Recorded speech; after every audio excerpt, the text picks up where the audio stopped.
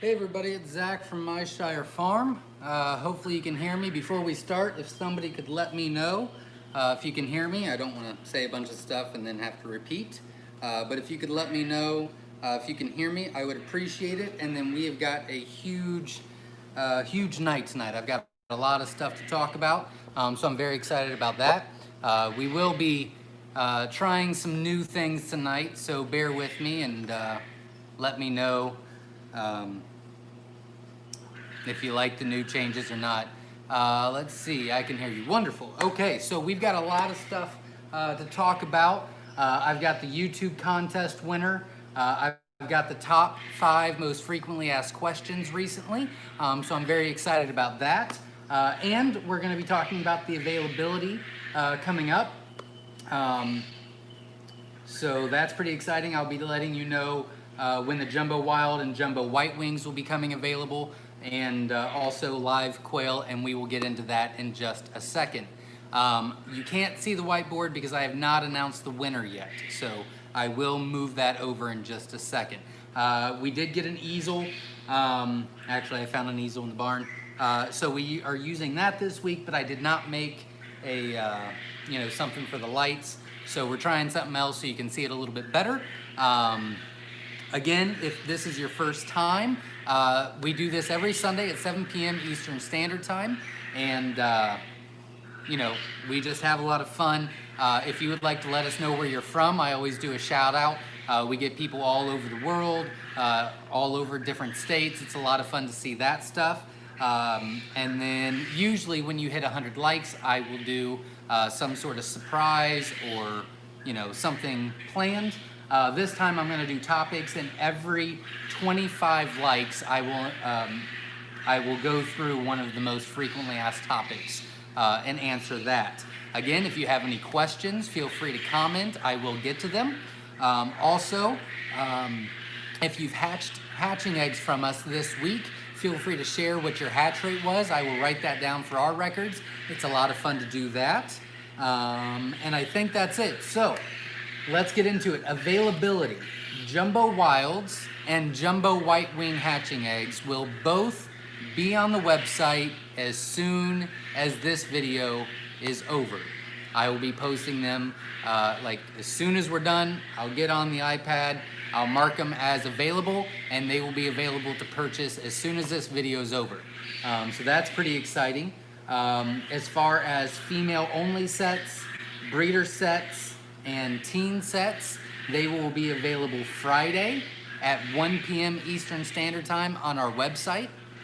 And then obviously we'll talk about the topics, but we're going to be talking about the reasons for wry neck and splay leg. We will be talking about what to feed, space and ratio, temp and humidity, and average chick fatality. So those will be the top 5 topics for tonight. And a bunch of your questions I will also answer. And I think that's it for right now. So the contest winner. We did a contest starting, I believe, Monday. It went through today. And you would just comment on that YouTube video and let us know why you started or why you want to raise Coturnix quail.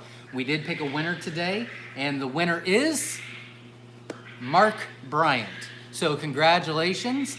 If you want to message or text me, my phone number is going to be on the whiteboard, which I will move now. I am using a different light because the lights up ahead kept giving a bad glare. So I am going to maybe do that. So we'll see how it goes. I will make something so that there's not a glare and I can actually have the lights on next week. But that is it. Looks okay. Jenna wrote it all out except for Mark Bryan. I wrote that part, as you can tell. But it looks a whole lot better than last week. And then again, Mark Bryan, congratulations on the win. My phone number is right at the bottom there. And we will get started. So we've already hit over 25 likes, so I'll talk about the first topic real quick. Before I do that, I apologize. I really do like the likes. I do appreciate it. If this helps you or you're entertained or whatever, please hit the like button for me. If you don't like this, if you don't agree, if this is boring, please hit the thumbs down button so at least I know. I appreciate that as well. But we're about to hit 11,000 subscribers on our YouTube channel, which when we began this year, I think we were like 3,000. So, I mean, I'm super excited about it. If you could subscribe to the channel, I would really, really appreciate it. I only need 31 more subscribers to hit that 11,000 mark, and that would be quite a cool achievement. I know that it's still low on the totem pole, but it's a win for me, so I like it.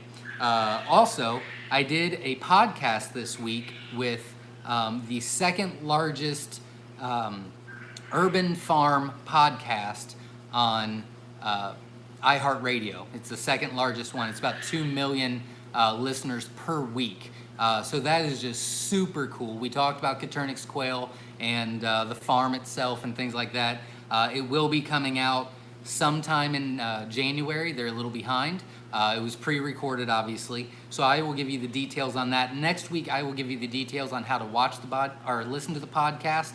I've been listening to it while I work in the quail barn, and they have some really, really cool guests. They had, just a couple weeks ago, they posted a podcast with someone that works at the Farmer's Almanac, and that was super cool to listen to, and how they do the science and how they look at things and how they come up with everything. It was just really interesting. They've talked to some really, really cool people, but the Farmer's Almanac one was absolutely phenomenal. I really enjoyed it, and I think you guys would too. They don't obviously talk about quail. This was, I think, the second time they had talked about quail. First quail business they've talked to, and they've done over 600 podcasts through the years. They mainly talk about like gardening, homesteading, self-sufficiency, but it's a great podcast. And I will get you the details next week, but it is a whole lot of cool interviews on there, and I was blessed to be on there. It was a lot of fun. The interview is only going to be about 30 minutes long, but we covered quite a bit of topics, and it was awesome. I was really excited, and I hope I can get a portion of those people to consider Coturnix quail, and I think that would be awesome. But before I begin with the questions and the comments, topic: wryneck and splay leg. In my opinion, the research that I've done, wryneck and splay leg is usually an environmental issue. Typically, splay leg is, they hatch out, and if there is any chance of a slippery surface, it takes about between 12 and 36, maybe even 48 hours for them to gain a little bit of strength in their legs. And if they don't have a strong surface, their legs are going to go straight out. It is fixable if you find it right away, but it's usually caused by a slick surface. Curled toes, which I did not put on there, curled toes or wryneck, which is a neck that, they hatch out kind of like this, is usually due to an incubator issue. 9 times out of 10, it's usually due because they hatched late. So they developed too long in the egg, and they got too big for their home, is pretty much what it happens. So it's usually an environmental issue. Obviously, there could be some other issues going on, but typically, those 3 are typically either an incubator or an environmental issue. So you'll want to take a look at that. I saw a post on Facebook today, and they had a decent hatch rate, I believe, but all of their chicks were splay leg, and it was just a really bad flooring, and it's a hard lesson to learn. And we've already hit 50 because I'm just going on and on and on. I do appreciate everybody showing up. We've already talked about the availability. So the Jumbo Wilds and Jumbo White Wings will be on the website as soon as this video is over. Female only breeder sets and teen sets will be on the website Friday at 1 p.m.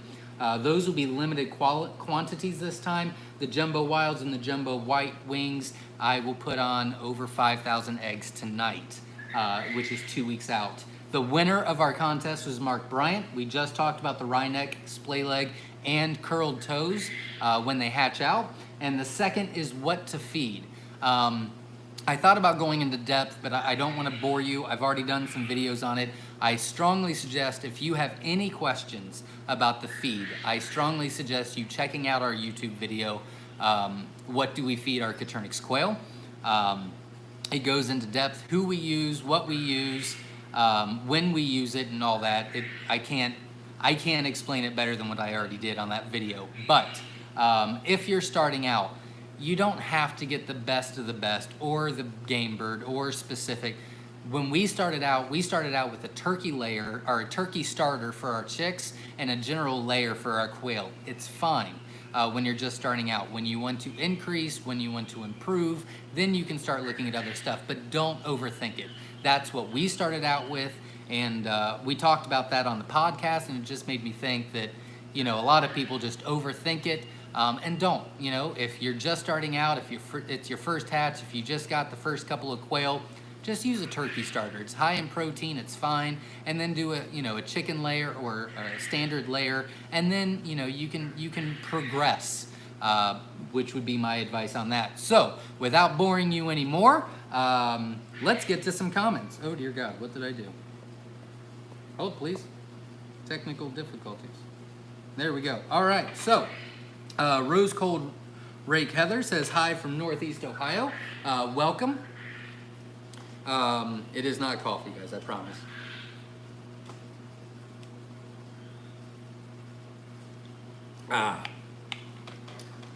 If you've been watching for a while and you show up to these, I'm trying to quit caffeine, and that right there is orange juice. So look at this guy. Right. All right. So, welcome, Heather. Ken Taylor says hi from Central Indiana. Welcome. Reuven Etzian, I hope I said that correct, says hello from Idaho. Welcome.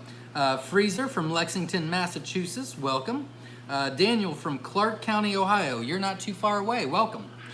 Stuart Dial says howdy from Texas, my dudes and dudettes. Welcome. William from Wisconsin says hello. Robert says hi from Red Wing, Minnesota. The Graufi I got from you are about 8 weeks old, and a few of them are huge. I haven't weighed them yet, but is that normal? Yes, they are getting quite a large size. It is very inconsistent, but I have some in the breeder cage that are about 11.5 to 12 ounces. But I've also got some that are about 8.5 to 9. I'm working on a specific color.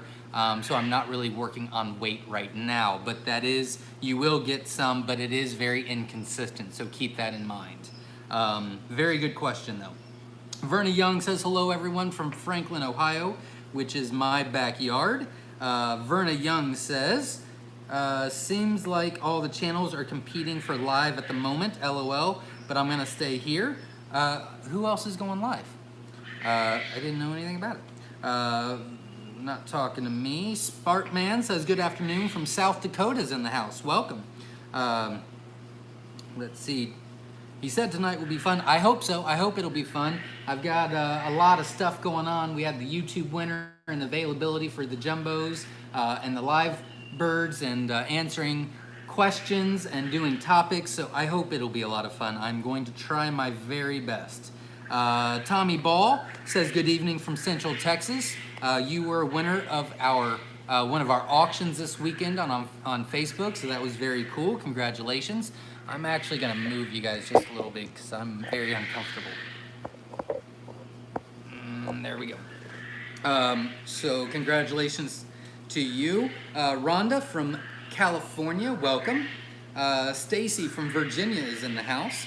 Ken Taylor says the Myshire Jumbo Wilds that I hatched out 6 weeks ago gave me my first egg today. I'm a little concerned about the roosters scalping each other in the grow out cage. Well, 6 weeks is about what's been normal lately, so that is really cool. Congratulations. I'm gonna try to move this light a little bit. As far as the males, we really don't have issues with males, but we separate the males from the hens at about 3 weeks old. So they're not around the hens and they're only around males, and they typically get along much better. So that might be something you'd want to try. I'm a little behind on that. I can, it's live now, I can hear you, yes. Quail, yes, I'm very excited. You're happy, Brittany? Let's see. Lost Nation Quail Farm says hello, everyone, from Central Vermont. Vermont's in the house. Welcome.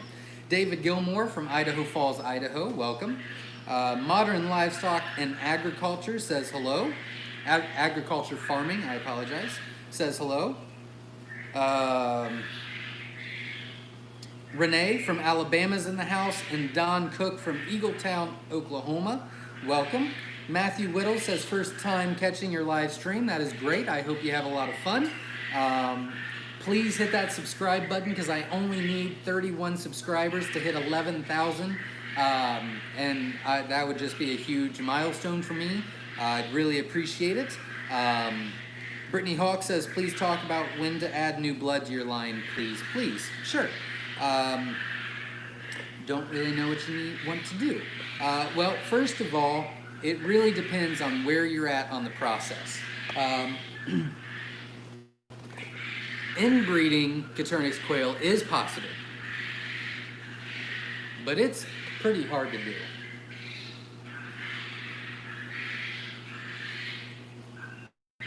You have to continue to put generation to generation to generation over and over and over and over and over. My rule of thumb is the most that I would breed together is 3 generations. We do a little less than that, but there has been times where I've needed to go 3 generations, such as the Celadons I've done. I think there was something else. The Jumbo Whites I've done. But typically we really only do 2, and then we mix stuff together to give it new blood. But I guess the best piece of advice I can give you on that is come up with a breeding program. And what I mean by that is it's very hard to have a breeding program if you only have one color. So luckily for us, we have like over 20 colors. So it's, I guess, possible, but practically almost impossible. I can't fathom how we could do it.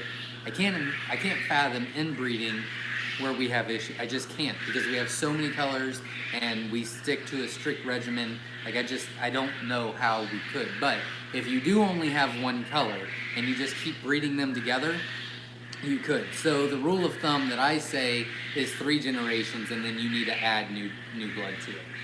I hope that answers the question. If you have more questions, please ask.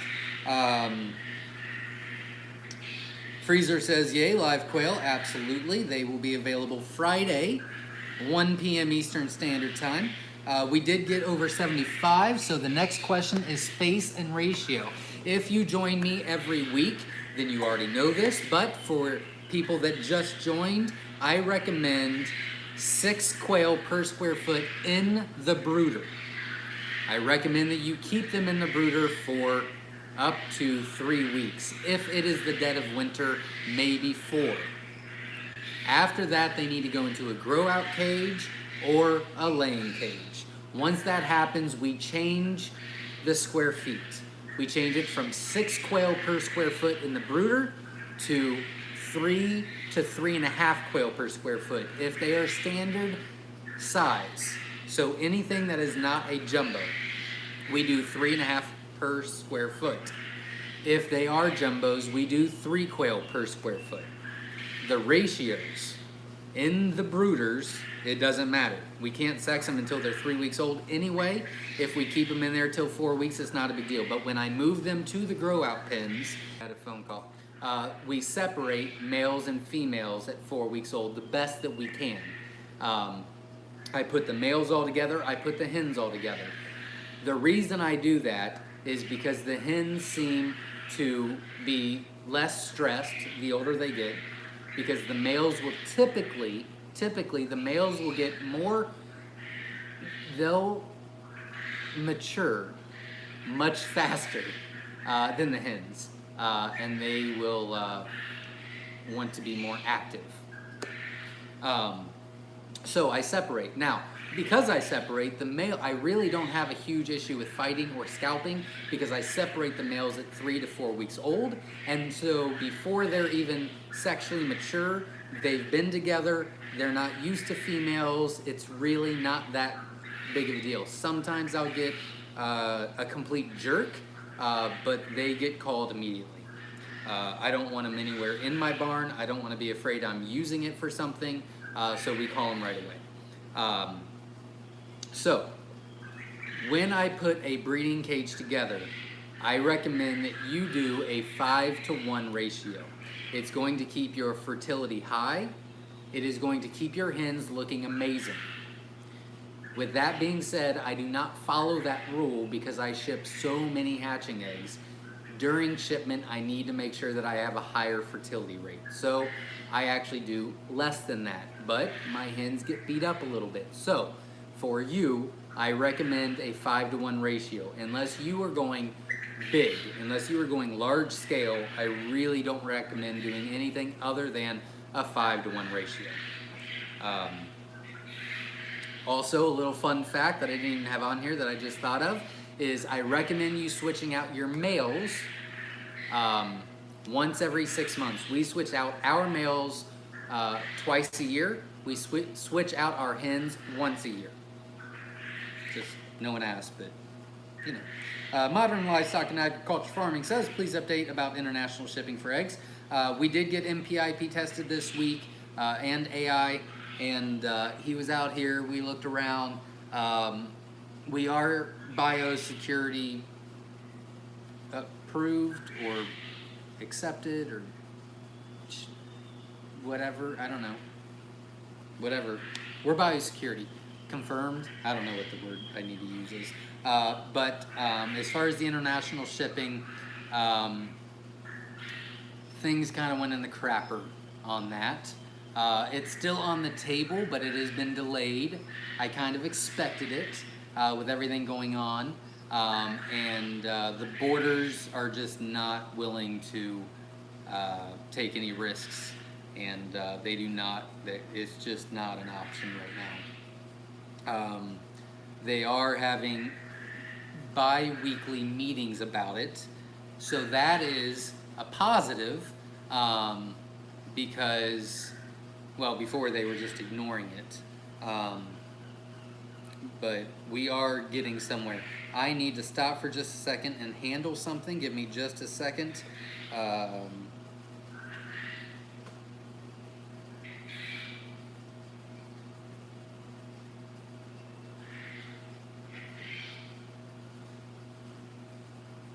There we go. Oh dear God. Apologize about that. Let me get back to where I need to be. Even though I lost my... There we go. All right, so here we go. Oh, no. All right. So, gosh darn it. I apologize. I'm having some technical difficulties, everybody. We did hit over 75, so I'm going to answer the next topic. Okay. Really tried this week, guys. I really tried to make it much better. I apologize. Let's see, temp and humidity. So, what I strongly suggest is anytime that you order from us, we send you a hatching guide. It's amazing to me how many people will contact me and ask questions. And have issues with the hatch rate, and I said, well, did you follow the hatching guide? No, I threw it away, I forgot. Okay, so if you've ordered from us, please look over, gotta handle something again. Please look over the hatching guide that we send. If you order from someone else and they don't send a hatching guide, we have put that, I'm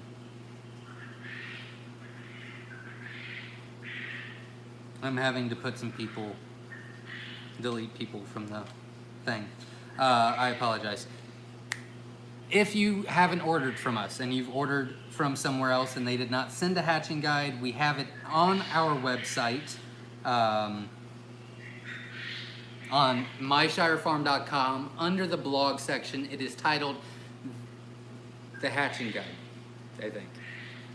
Pretty easy to find. We've only got like 3 blogs on there, so can't imagine it being hard to find. So I recommend that you print that out, even if you're hatching your own eggs. It's just a quick little list of things, and it can't hurt. So, but the temperature should be 99.5 degrees Fahrenheit the entire time during the incubation process and lockdown.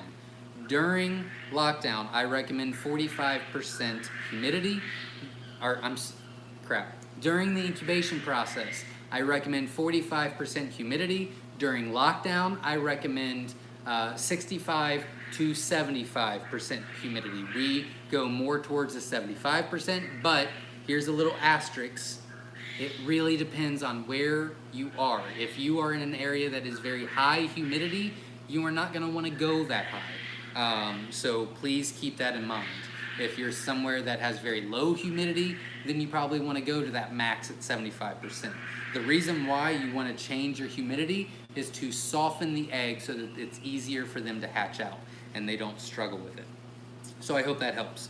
Oh my God, I'm going to lose my mind on this iPad. Okay, so Rafael Diaz says, yes, I can. Oh, okay, thank you. I'm really behind. I will catch up now. I apologize. Stay with me. Patrick says hello from Sparta, Missouri. Welcome. Jeanette Soria from Texas is in the house. Welcome. Rich Ross from Auburn, Michigan. And Anamishka, I'm really sorry, from Indiana. Welcome. Christy Lawler from Melbourne, Australia. Welcome. That is super cool. Glad you're here. Megan from San Diego, California. Jessica Bruss from Iowa. Welcome. Brittany says, I'm from no man's land. All right, fair enough. Isaiah, I'm not too sure. Hello from Houston, Texas. I got some pearls. Hopefully I get a high hatch rate. Best of luck. Please keep us posted, and when they do hatch, let us know.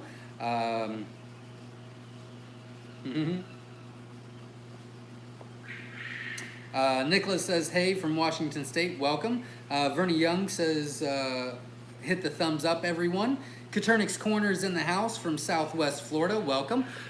If you like watching YouTube videos or you like listening to YouTube videos, I strongly suggest that you check out Caternix Corner on YouTube. They have a lot of great videos on there. Dig a Kit is from Denmark, Maine. Welcome. Kasumi Rose, a warm welcome from Western Tennessee. Welcome. Aaron from North Carolina is in the house. Joshua says, do you have problems with chicks smothering each other in the brooder? I just had a great hatch but lost 7 or 8 birds for no reason other than I think they got smothered at night under the heat lamp.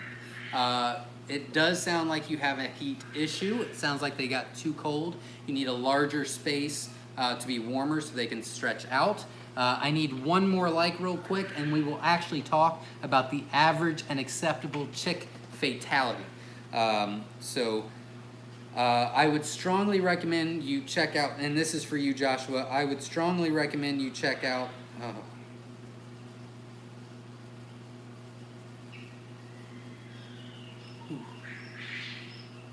our top 5 reasons for chick fatality on our YouTube channel. It gives you really, really good reasons, and again, I cannot tell it the best way I can say it is in that video.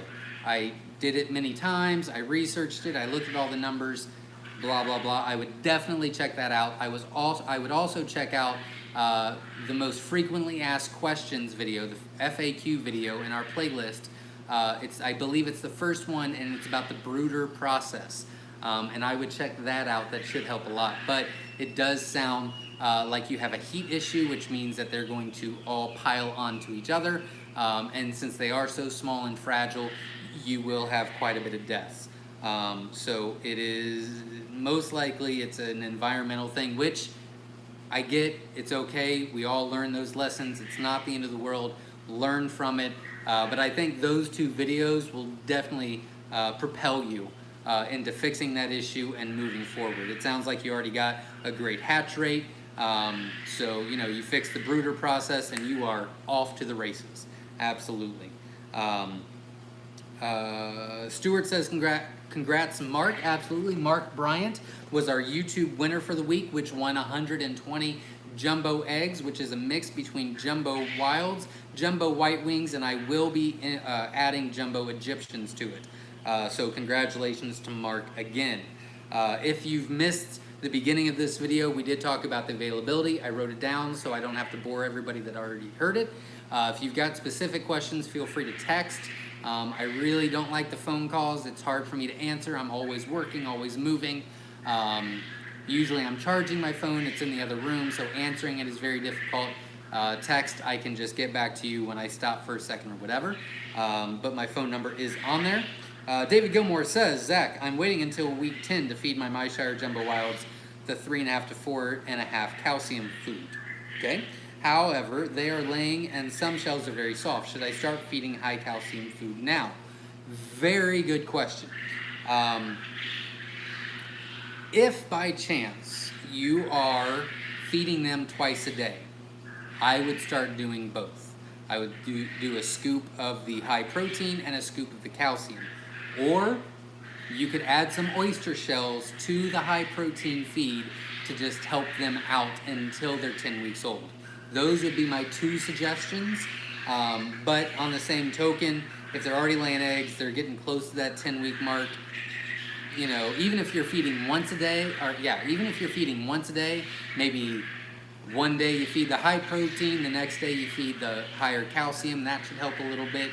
Ideally you get oyster shells and you supplement the high protein feed with oyster shells so you don't have soft eggs, would be the first obvious choice. But if that's difficult, if you can't find oyster shells, if you don't have time to do that, you could mix the feeds together. It's not the end of the world. If they're already laying, and quite a bit of them are laying, I would assume they're probably around 8 weeks. If you switch them over, it's not the end of the world. Jeanette says congratulations. Aaron says congratulations. Daniel says congratulations. Tracy says hello from Conway, Arkansas. Welcome. I'm so sorry. We hit over 100. I will talk about the average chick fatality. I believe I talked about this in my top 5 reasons for chick fatality video. I don't know if I did or not, but if I, either way, our rule of thumb is 10%.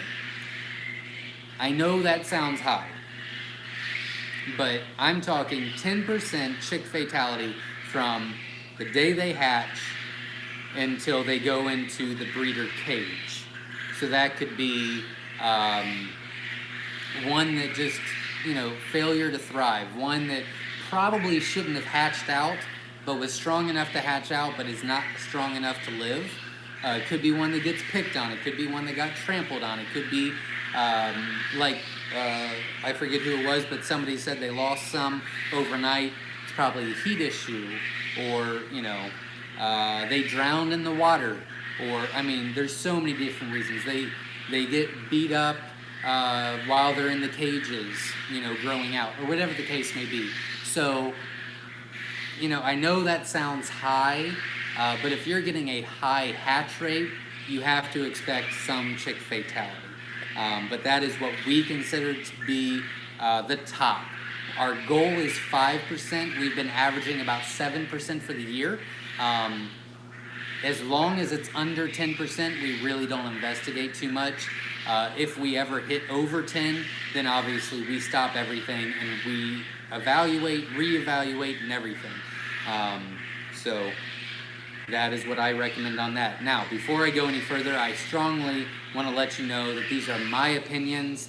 You might have different opinions. That's completely okay. I was listening to a video and he said, look, if this is beneficial, if you're finding this entertaining, if this is helping you, then please hit that like button. If you don't like what I'm saying, if you disagree, if this is boring as crap, whatever the case may be, hit the thumbs down button. And I really like that philosophy. I would love to know what you guys think. So I'm going to start saying that. But these are my opinions. This is what I've researched. This is what I've written down. So there's more than one way to raise a quail, you know? So, all right, so new Caros. I'm really sorry if I'm butchering a bunch of these names. I apologize. Hatch the Snowy Pearl, 58 eggs in and 42 hatched. 36 ended up viable. Noticed a bulging eye defect in 2 of them. Very interesting. Hatched 58 eggs in and 42 hatched. That is wonderful. I will write that down now. Congratulations. Again, if you've ordered from us and you've hatched this week, or if you've hatched in the past and not given me the numbers, I do average hatch rates overall on shipped eggs to let people know. I also do average hatch rate on specific colors so that people know as well, and I try to update that. So 8 out of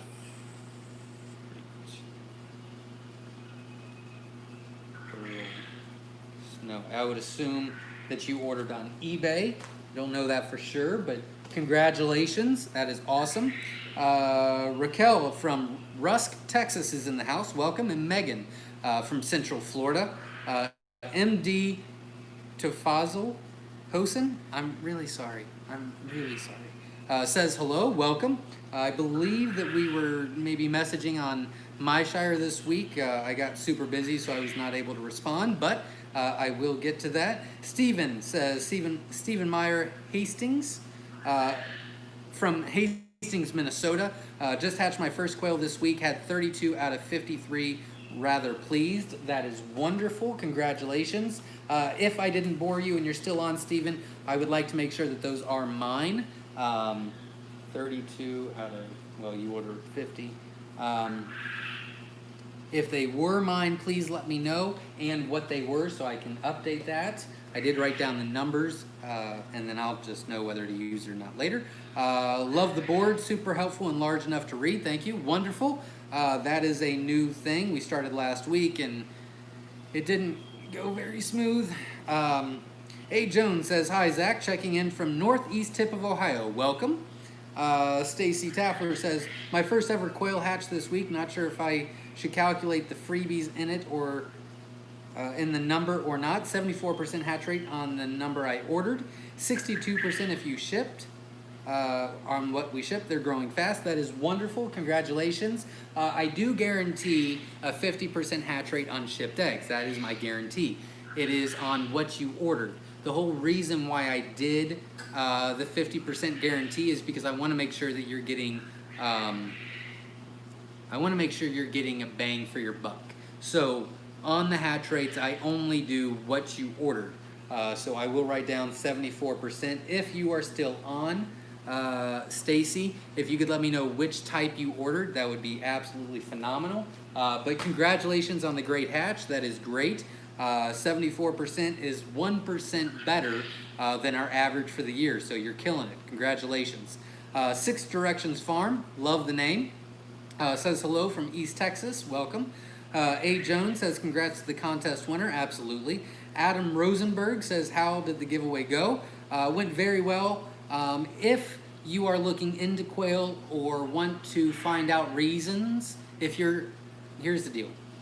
If you're looking into getting into quail, or you have quail, and you're thinking about maybe starting your own small business selling quail or quail eggs, I cannot express enough that you should go to that last video we posted about the giveaway and read the comments. We had hundreds, and I mean hundreds, of comments, and it was everybody saying why they either wanted to start raising quail and they're not yet, or why they started.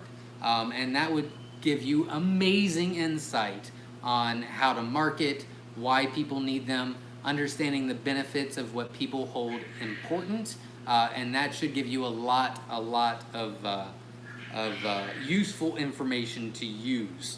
But it was very, it was great reading a lot of the comments. It was absolutely phenomenal. Excuse me. So I'm really happy that we came up with that contest. I am just all over the place. I apologize. So,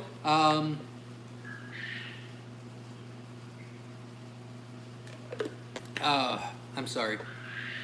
If you are new, or if you just began and just started listening, I would really appreciate it that if you find this information useful, beneficial, or entertaining, I don't know how you'd find that entertaining. All I'm doing is talking. But if you do, I would really appreciate the thumbs up. If you find this boring, ridiculous, or dumb, please hit the thumbs down. And I only need 31 subscribers to hit 11,000 subscribers. I only need 31 more people to hit that subscribe button. So if you're finding any of this entertaining or interesting or helpful, I beg you, I would really appreciate if you hit the subscribe button. I would just really, really appreciate it. I am going to go a little bit faster to get caught up. There is something that I want to talk about. I usually go on rants every Sunday about things. I really want to talk to you more about the podcast and what we talked about. I found it very interesting, and I'd like to talk about that in just a little bit. Steven says, hey, Zach, chatted with you Thursday and just got 150 eggs in the incubators. Can't thank you enough. Not an issue with any of my eggs, and thanks so much for bonus eggs. Greatly appreciated. Absolutely. Congratulations. Good luck, and keep me posted. Verna says congrats to the winner, which is Mark Bryant, to the winner this week. Don Cook says, genetics question. Do you consider genotype, what they look like, why they look like they do in your breeders and research cages, or are they chosen by phenotype, how they look? Both. It really depends on which color you're talking about. Yeah, for example, the Graufies, genotype, 100%. The Jumbo Wilds, phenotype, for sure. And it varies per one. Ronald Grove says, hi from Finger Lakes, New York, welcome. Verna says, remember when using layer feed, get the crumbles, not the pellets? Absolutely. Bray family says, hey, Zach, we have been losing a lot of our chicks right at the end. They are fully developed, but not making it out of the shell. We accidentally left the next batch turning an extra day and had a much better hatch ratio. We are still having a few hatch out with bug out eyes. They last a day or two and then die. Any ideas? Honestly, it sounds as though that it's a humidity issue, would be my first guess. A lot of people move their quail eggs on day 14. I move my quail eggs on the morning of day 15 to keep them turning for a little bit longer. That tip, I find that helps out quite a bit. It's one of the tips or tricks of the trade, I guess you would say.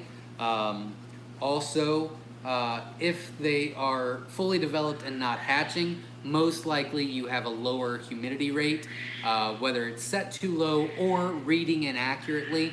That is a lot of people's mistakes. So again, what I would do is I'd go to the website, I'd print out the blog, and I would tape it to... Thank you, Stacy. I just got the text. And the Cowboys just won by 3 points. Wonderful. I'll stop reading now. I would tape it to your incubator or post it on your incubator just for a source. And I just can't. Here's the deal. I'm not a huge fan of doing videos. I'm not very comfortable on the screen. I don't like seeing it makes me very uncomfortable. I muster through it because I think it's beneficial to people. And I think that we should do this. And I enjoy hearing people say, thank you so much for the win or whatever. And as far as the videos go, I have a desire to really help. And I think that doing the videos, even though I might not be comfortable with, it's the best and easiest and fastest way to spread the word to as many people as I can. With that being said, I'm never going to put in a lot of time as far as editing or making things perfect or, you know, cool little editing stuff. Like I'm not. Like, I want it to be accessible. I want you to learn. I want it to be semi-entertaining or the best that I can give you. But I'm not a YouTube guy. I'm not an editor. I just want to help. So with that being said, I strongly recommend you checking out the playlist called The Hatching Process on our YouTube channel. They are in order. They're very short, they're very fast, they're very informative. I think that would help you tons. Then I would check out the Frequently Asked Questions playlist, the first one about the brooder process. And I cannot express enough that I think everyone should read or should listen to the top 5 reasons for chick fatality. I also have a blog on our website about the top 5 reasons for chick fatality that you could print out. I'm going to try during the winter when it's slower as far as the farm goes to do more blogs so you can print them out and have, you know, a little folder with tips and tricks. I'd love to do that. I just haven't gotten there yet. But it really sounds like a humidity issue.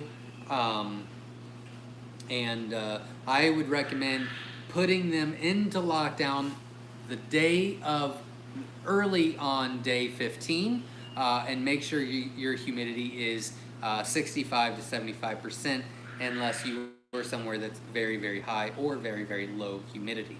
I hope that answers the question. If I answer a question and you need more details or you need more information, feel free to ask. I know I go quite long already on the answers, so I apologize about that. I'm sure that is annoying. I feel really bad for the people that asks a question and it takes me 30 minutes to get there. So I really apologize about that. But I really want to cover things, and if there's this many people watching, I would assume that more than one person needs to know that answer. Shadow135 says hello from Tennessee. Welcome. Jake says, did I win? Unfortunately, well, the winner was Mark Bryant for this one. We will be doing giveaways shortly, probably in the next week or so stay tuned on that.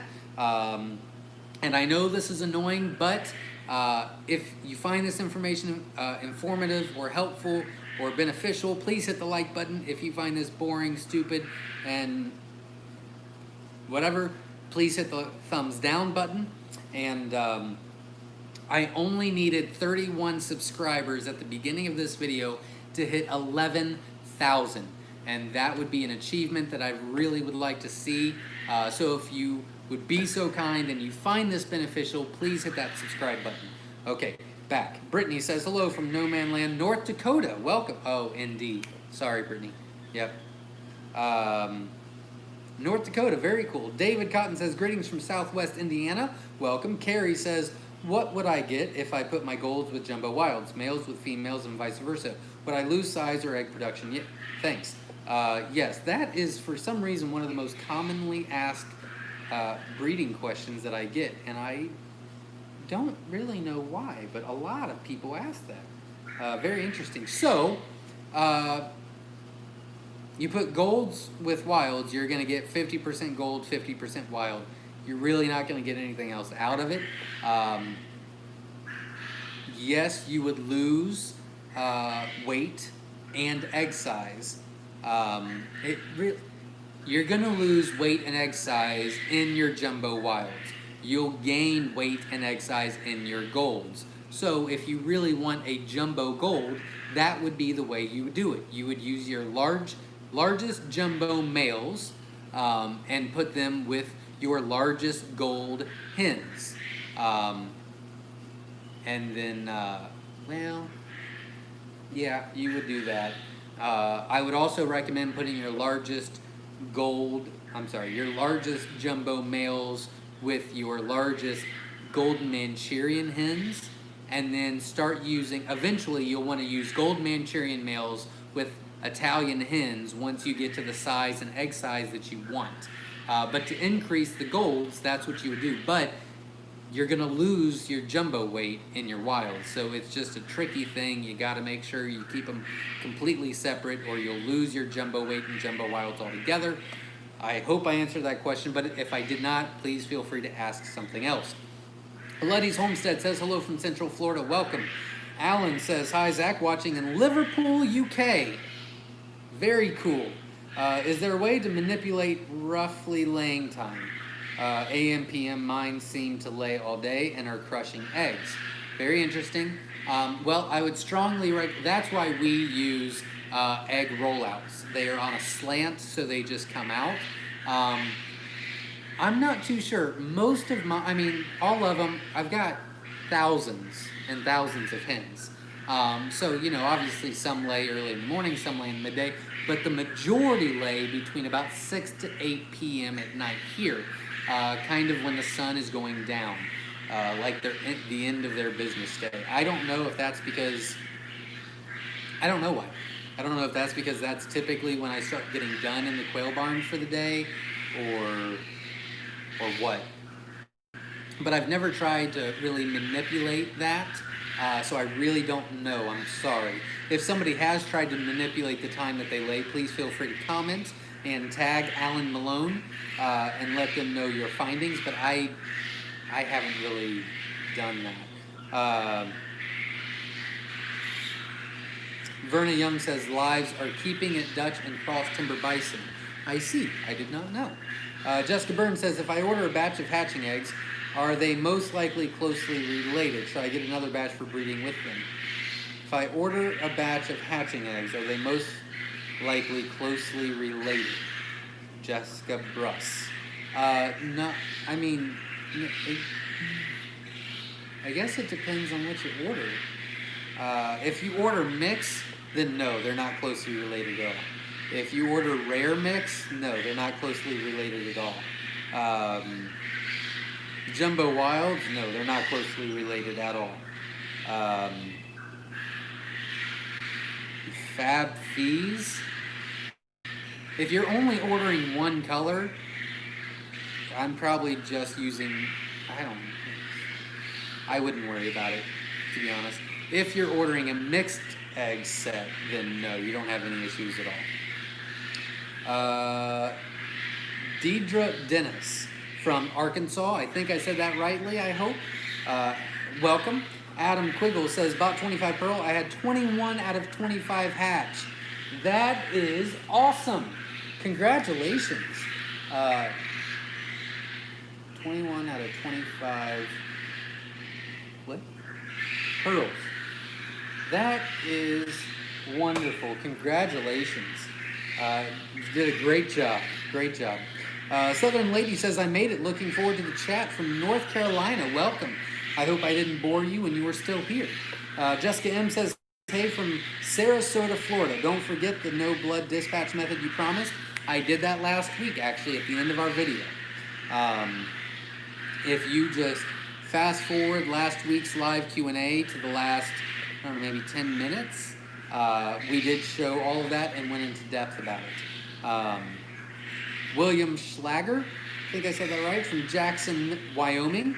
Wyoming, very cool. I don't get a lot of Wyomingians. It's probably not a name, but whatever. Chris Daly says, Zach, the board looks good. Thank you very much.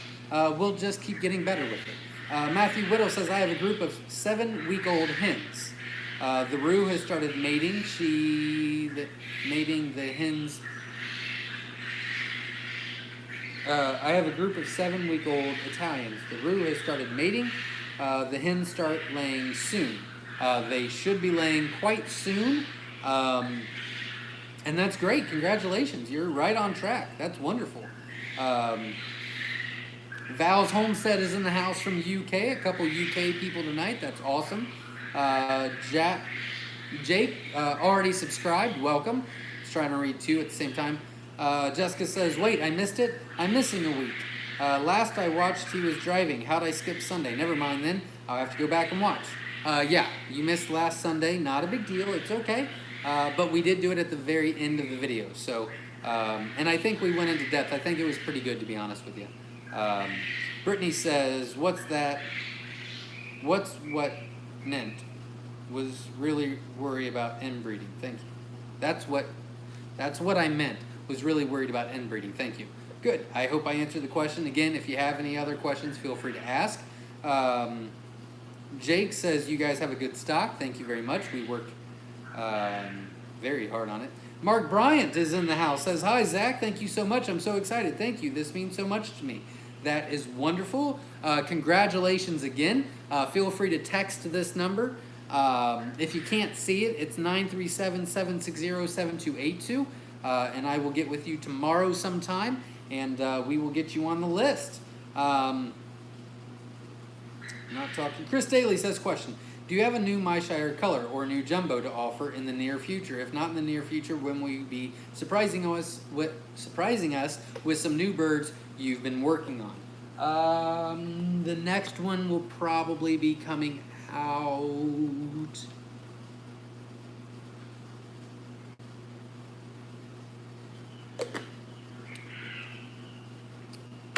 I would love to say January.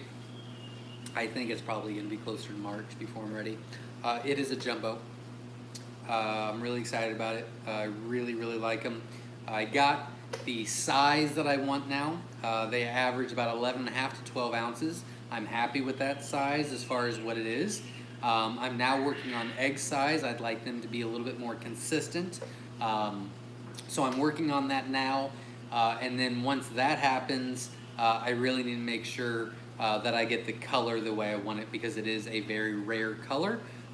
So it's possible January, maybe end of January, probably closer to February or March.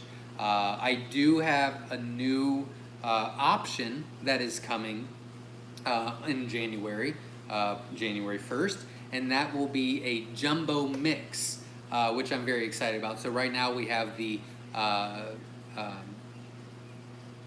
variety choice on our website, and that is a bunch of mixed colors. Then we have the rare mix on our website, and then starting in January, I'm going to have a jumbo mix, which is going to be really cool. It will include all of them: jumbo wilds, jumbo whites, jumbo white wings, and jumbo Egyptians. So I'm very excited about that. I am working on another jumbo that I'm excited about, but it is kind of on the back burner because I'm really focused on the first one. So the next two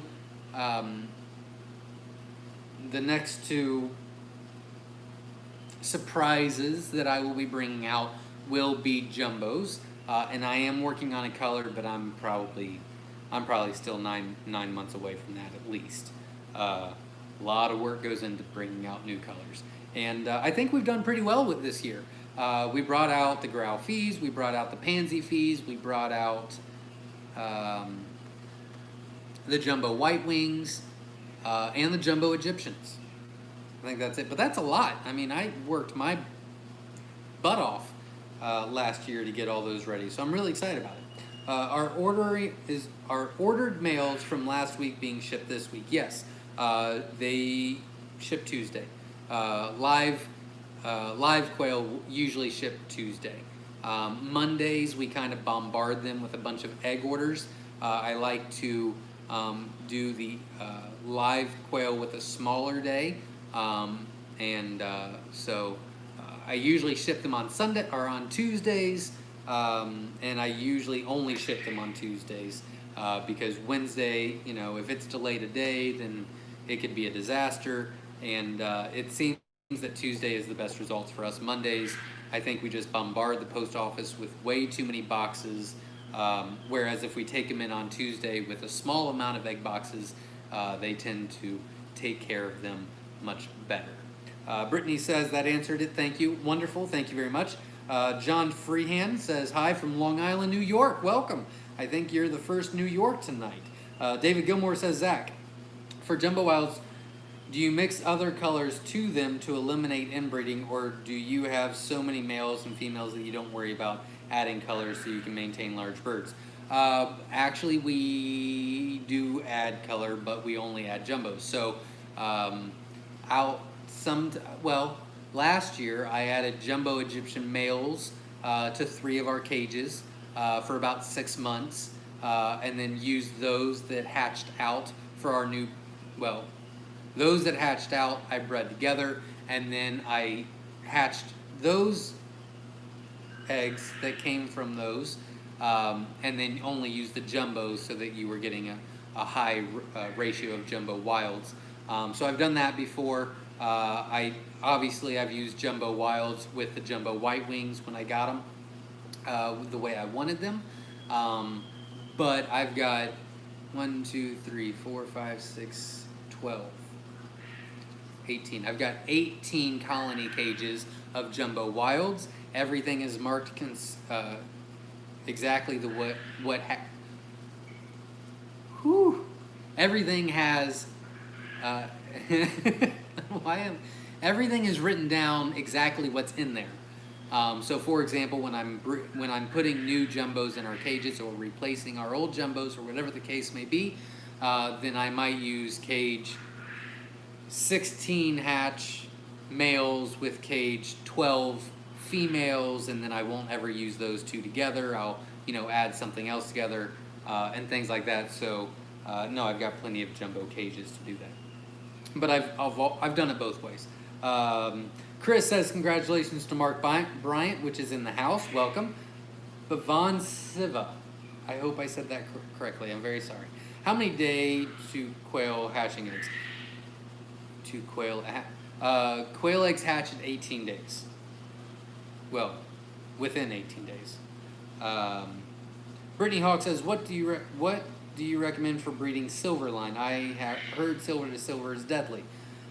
Usually it's not. Well, it's not deadly. Again, 3 generations is fine. If you're breeding and breeding and breeding, and that's all you're breeding together, then yes, you will come up with some major issues. But that's why we have so many varieties in our silvers. We've put silver and wilds together to get the silver pharaoh. We put silver and golds together to get the silver and golds. We do, let's see, silver and gold, silver pharaohs, silver tuxedos, silver over whites. And then we typically put all those different types of silvers in the same cage so they're not inbreeding. And then in that case, silver to silver is not a big deal because it's a different type of silver, and then we just keep doing that. Very good question, though. Very, very good question. There was a troll. I already deleted them. There was 2 trolls, actually, but I got rid of both. Val's Homestead said, is she cleaning the floor? John Webster says, can you explain switch out males once a year, please? We actually switch out our males twice a year. We replace them. So every 6 months is typically when the males are active way earlier than hens growing out anyway. And then, obviously we recommend 5 hens to 1 male because the males are so hyper aggressive, hyper excited, hyper mature, right? At about 6 months, they start losing their steam, and then your fertility will start going down. So with that being said, we switch out our males twice a year to keep fertility very high. So typically, 1 time a year, we'll just throw a bunch of those eggs in and then find the males, replace the old males with the new ones.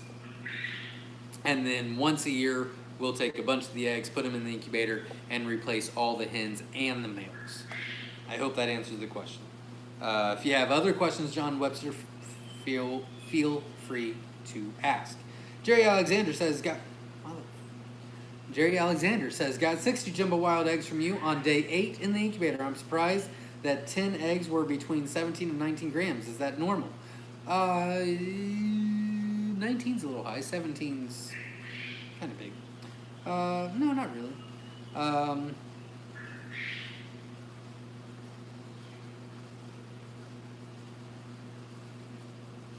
A lot of you guys were talking about the trolls, but I got rid of them. David says, Dave is back from Alton, Illinois. I like your whiteboard. Thank you very much. I appreciate it. Chris Daly says, question, if an egg has rested for 36 hours after shipping and prior to incubating, candling revealed a detached air sac, should I still incubate with the rest of the eggs? It can't hurt. You know, it's not going to hurt the rest of the eggs. I do it. I would do it. You never know. I would do it. Mark Bryan says, thanks to all who congratulated me. That's very kind. Thank you. Verna says, Zach, this is why you need to appoint some moderators. You know, if someone wants to text me on how to do that, I would consider that. I'd be happy to do it and find somebody, but I have no idea how we would even do that. When I say I'm very old, I mean like I don't know stuff, guys. Like electronic stuff. My 8-year-old is like, no, Dad, you do this, this, and this. I'm like, well, why isn't there just one button for it? Well, because you have to go to settings, and then you have to go to the tab, and then it's like, but why can't you just, it should be easier, you know? Chuck says, what's up from West Virginia? Can see your board great, wonderful. I've got a special light so that you can at least see. I do have the lights off in the shipping area, not in the main barn. I have the lights off in the shipping area, which I'm not a big fan of, but I had them on testing it out earlier, and we've got long lights, and they were just blaring off of this thing, and it was very hard to see. It was a lot of glare, so I think this worked out much better. Hopefully I'll be able to do better next week. Zach, for MSF Jumbo Wilds, MSF.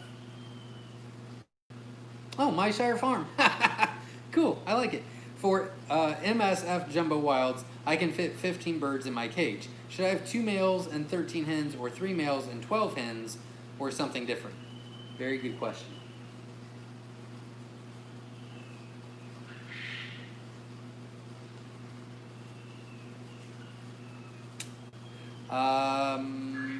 Yeah, I would do the 3 males and 12 hens is what I would do.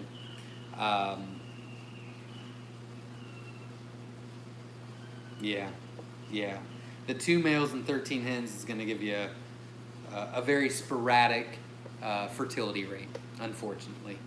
So I would do 3 males and 12 hens, in my opinion.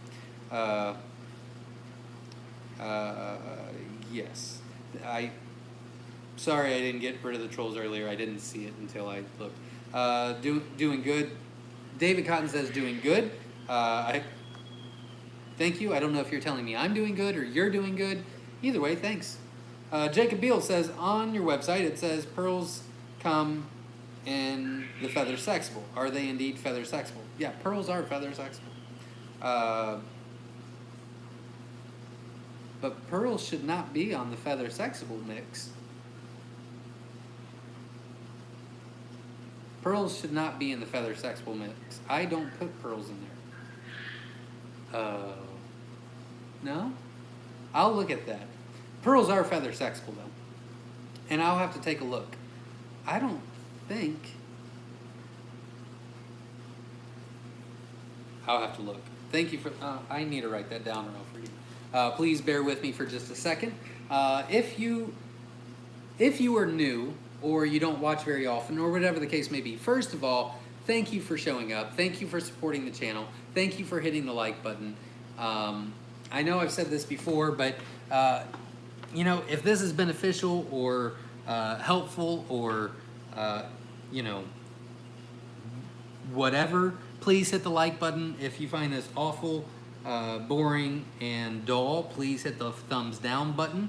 Pearl, feather sexable. Yeah, it'll give me enough notes to remember. Thank you for letting me know. I really, I cannot express to you enough, I love hearing feedback. So, good or bad, I would love to hear your feedback in the comments or after the video is posted. You can leave comments and let me know what you like, what you don't like, what you'd like to see improved. I will do my very best to help do that. And I only needed 31 subscribers to hit 11,000 subscribers on our YouTube channel. So if you find this interesting, beneficial, helpful, whatever, please hit the subscribe button for me. That would be really cool to hit 11,000. Adrian says, do you have any starter cages for sale? We do not. We no longer do the cages. I do recommend Winola Ranch. I would check them out. Vals Homestead says, I've just noticed your fancy easel. Thank you very much. I knew we had one. I broke the one I bought. I don't know why I bought one. I knew we had one. I just didn't know where it was. Whiteboard. Yes, thank you very much. Hello from Hadesburg, Mississippi. Jonathan Kinsey. Thank you very much. I hope I got the state and the city correctly. Yeah, I'm pretty sure that's Mississippi. Nice easel. Thank you very much, Christopher. Bavane. Sorry. I'm from Vancouver, British Columbia. Very cool. Very cool. Christopher says also, hey, from Lebanon, Missouri. Welcome. For some reason. Okay. David says, must Manchurians be vent-sexed? I have 2 that are 100% tan with no head markings at 5 weeks old. With tan with no head. No, they would be hens. Golden Manchurians are feather sexable. So if they don't have a dark brown head, then and they're all tan, then they're hens. It's kind of weird because, you know, most feather sex. In fact, I think Golden Manchurians are the only ones like this.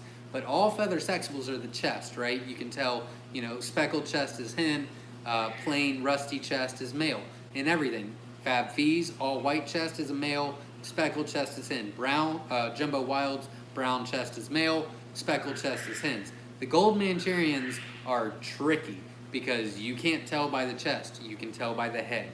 If they are all tan, just really plain, they are hens. If they have a very dark head, they are males. It's tricky. Some of them might have like a darker head, but not full dark, and Gold Manchurians are tricky. Even for me now. Usually I wait and I usually vent sex those, but if Jenna came down here, she could feather sex them instantly. I just don't see it. Marie said, hello, Marie. Just got our 90 eggs we won in the auction in the incubator yesterday. So excited. That's great.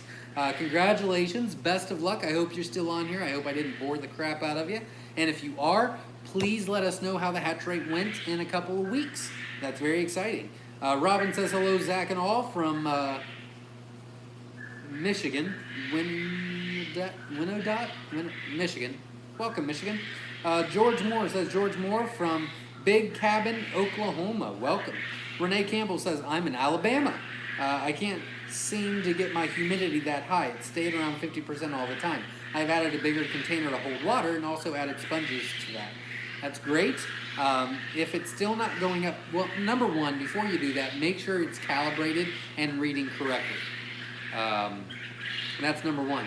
Also, when we had store-bought incubators long time ago, we used a wet washcloth. And that typically did a lot of the trick as well. So that's another tip that you could use.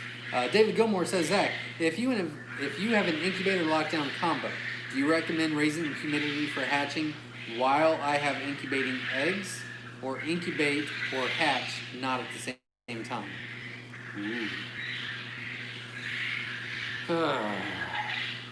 Well, the problem is the incubation process needs to be around 45% because you want them to grow, but if you have a 75% humidity during incubation and they're turning, you will drown the eggs. On the same token, if you leave it at 45%, you will get a lower hatch rate and a lower or a higher chick fatality rate because they struggled so much getting out of the eggs. They hatched way late. So that is really tricky. Those would be the facts that I can give you, and then you'll have to decide what's best for you. Yeah, that's rough. I'm sorry. George Moore says, can someone tell me how to adjust my cabinet incubator? If somebody can, that'd be great. Let them know, or let George Moore know. Tag him in the comments and let him know how you do it. George Moore, if you're on Facebook, I strongly recommend you joining the Facebook group Newbie Quail Lovers. In that group, you can post what type of incubator you have and any tips and tricks on how to use it or get better hatches, and I guarantee you people will be able to help you out on there as well. Renee Morso, oh, nope, not talking to me. Brandon says, I had a lot of my quail having several severely bloody heads these past couple of days. The quail are 8 weeks old. What could cause this type of trauma, as this is hard to come home to seeing my quail? Well, hopefully you can still hear me, but the quail are driving me crazy right now. So I'm actually going to go turn the fan off. They typically get a little bit quieter. Plus it's getting a little chilly in here, so give me just a second. I am going to answer that question while I talk, but I will be right back. It could be a couple different things. I don't know if you can still hear me. Hopefully you can. Number one is, thank you. Number one is they could be overcrowded. I forget what time you mentioned. I think you said they were like 6 weeks old. Oh dear God. That's why we don't have nice things, guys. I apologize. I think you said they were like 6 weeks old. Oh my God, it is so much quieter in here. I love it. 8 weeks old. So they're becoming sexually mature. Oh, I messed everything up, didn't I? They're becoming sexually mature, so the males are going to become more aggressive, which we've kind of talked about at the very beginning of this video. One of the questions that was asked. Oh, I just saw myself destroy the whole set. I apologize. But that is why we separate the males and hens as early as possible, because the males seem to not be so aggressive when they become mature. Also make sure, because they are mature, you really need to sex those out and make sure you have a good ratio. 5 to 1, most likely. You've got way too many males in there. They're fighting over the hens. They're probably getting way too aggressive with the hens already. Or the third option is they are overcrowded. So I would look at all three of those. David says, what are the differences between Egyptians and pharaohs? The Egyptians are the roux de lutte of the pharaohs. They are the redhead of the pharaohs. Pharaohs are brown. The Egyptians are red, is the easiest way to explain it. A lot of people talking to each other.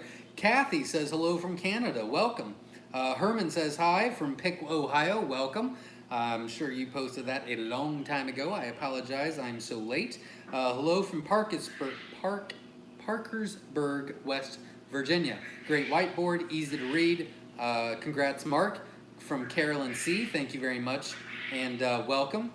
Pam Gomez says, what are the corporate accounts you mentioned? Live birds, eggs, or calls? Calls and eggs. Calls and eggs. Brett says, waiting for my first order of 100 jumbo whites to come in hopefully this week. From Myshire, of course. Bader is fired up and hitting on all cylinders. That is great. Good luck. Keep me posted on the hatch rate. And depending on when you order, they went pretty fast. We put 2 weeks worth on there, so I will get them out as soon as I can. They will be laid the same day, and you will get an email with a tracking number a day before we ship. John Freehand says, does Facebook let you sell live chicks? How do you get started selling live birds at the farm? I don't know. I don't sell live animals on Facebook. I do the auction site, which is only eggs, and then I only sell eggs on eBay, and then live quail on the website. So I'm not too sure if they allow that anymore. I used to be able to post on there, but I haven't done that for years.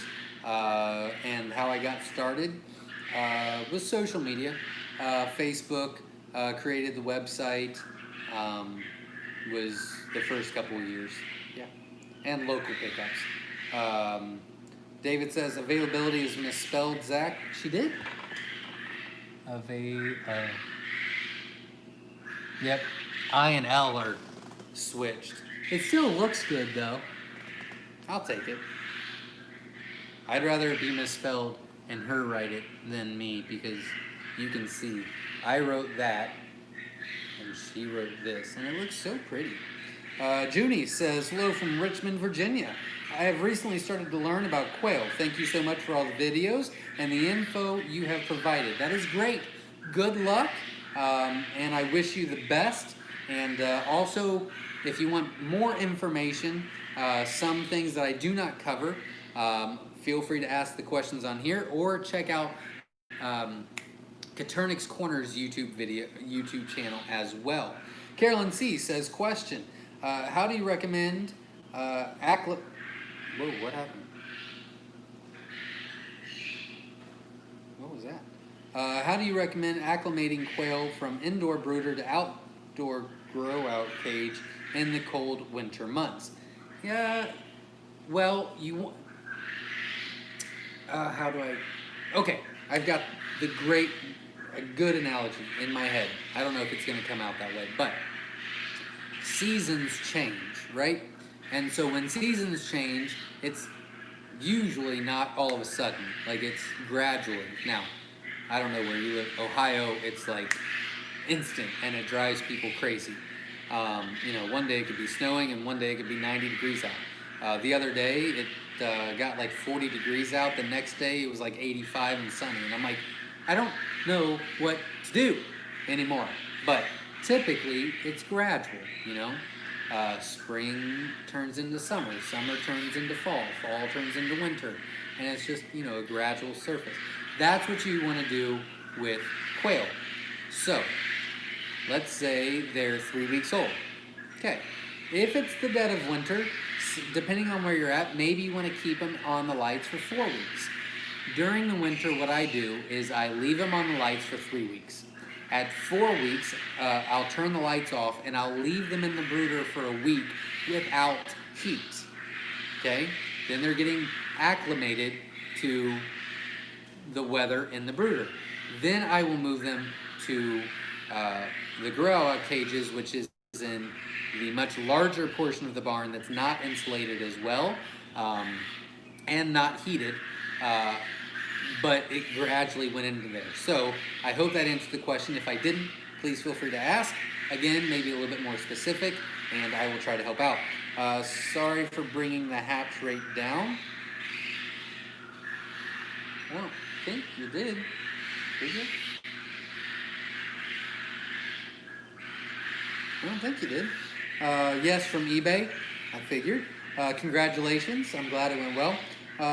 Would you ever do a Q&A with Papa the Builder? We will eventually do that again. There's a lot of stuff we're trying to do on the farm. So he's kind of been doing his own thing. He kind of retired. So everybody's kind of doing their own thing. He's building a lot of cool stuff and having fun with that. And we're trying to get prepped for next year and breeding and a bunch of stuff like that. So, but yeah, eventually we will do that again. Excuse me, I'm very sorry. I don't know if that was in your ear or not. Heather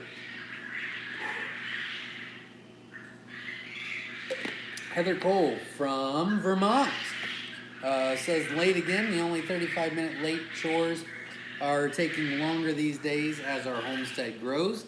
That is not a bad problem to have. Welcome, though. New Caro says, on the hatch rate of the Snow Pearl, my order was shipped to Matthew Biddington from eBay of the Snowy Pearl, so you can look up the order also. They hatched almost 2 days advanced to hatch date. It's not too bad. Probably means that your temperature is maybe reading a little bit off, so I would check that out. It's probably reading a little high. Brandon from Columbus, Ohio. I'm coming home to seeing my quail having severely picked heads and bleeding. We have discussed that earlier tonight. It could be a couple different issues. I'm going to give you the 3 options that it could be, but I won't go in depth because I don't want to bore people again. But the 3 options would be, it could be an overcrowding. It could be a bad male to female ratio because now that they're mature, I guess it's only 2. I thought I had 3 earlier. I would check those 2 things out. Somebody had the same thing. They were 8 weeks old. The males are becoming mature. If you haven't sexed out the cage, most likely you have more males than what you need. I recommend a 5-to-1 ratio, which should help tremendously to lower that.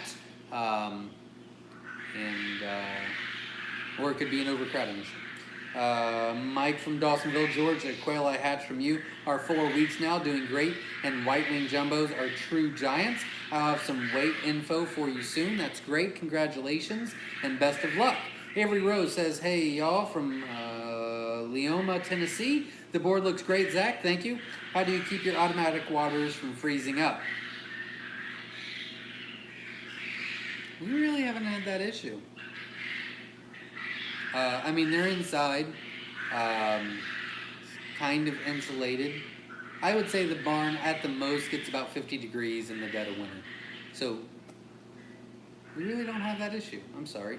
If somebody has some things that they think about, I mean, I know some people have just, wrapped the hoses to help insulate. I know that helps. We did that in the old barn. That's all I got, though. I will subscribe from another account. Thank you very much. I appreciate it. He was talking about, when I started this video, I only needed 31 subscribers to hit 11,000, which is a true landmark for me. So if you haven't, please subscribe to the channel. I'd really appreciate it. Beth Reed says, hi from Arkansas. I have some of your Jumbo Wilds and love them. I have Italians from William Foster that I'm crossing with a Jumbo Wild male to start increasing their size. When I hatched from the Italians, I got Wilds, Italians, and Manchurians as expected, but also got some recessive whites, some of which had back markings. Interesting. What would I get if I crossed those with either the golds or the browns?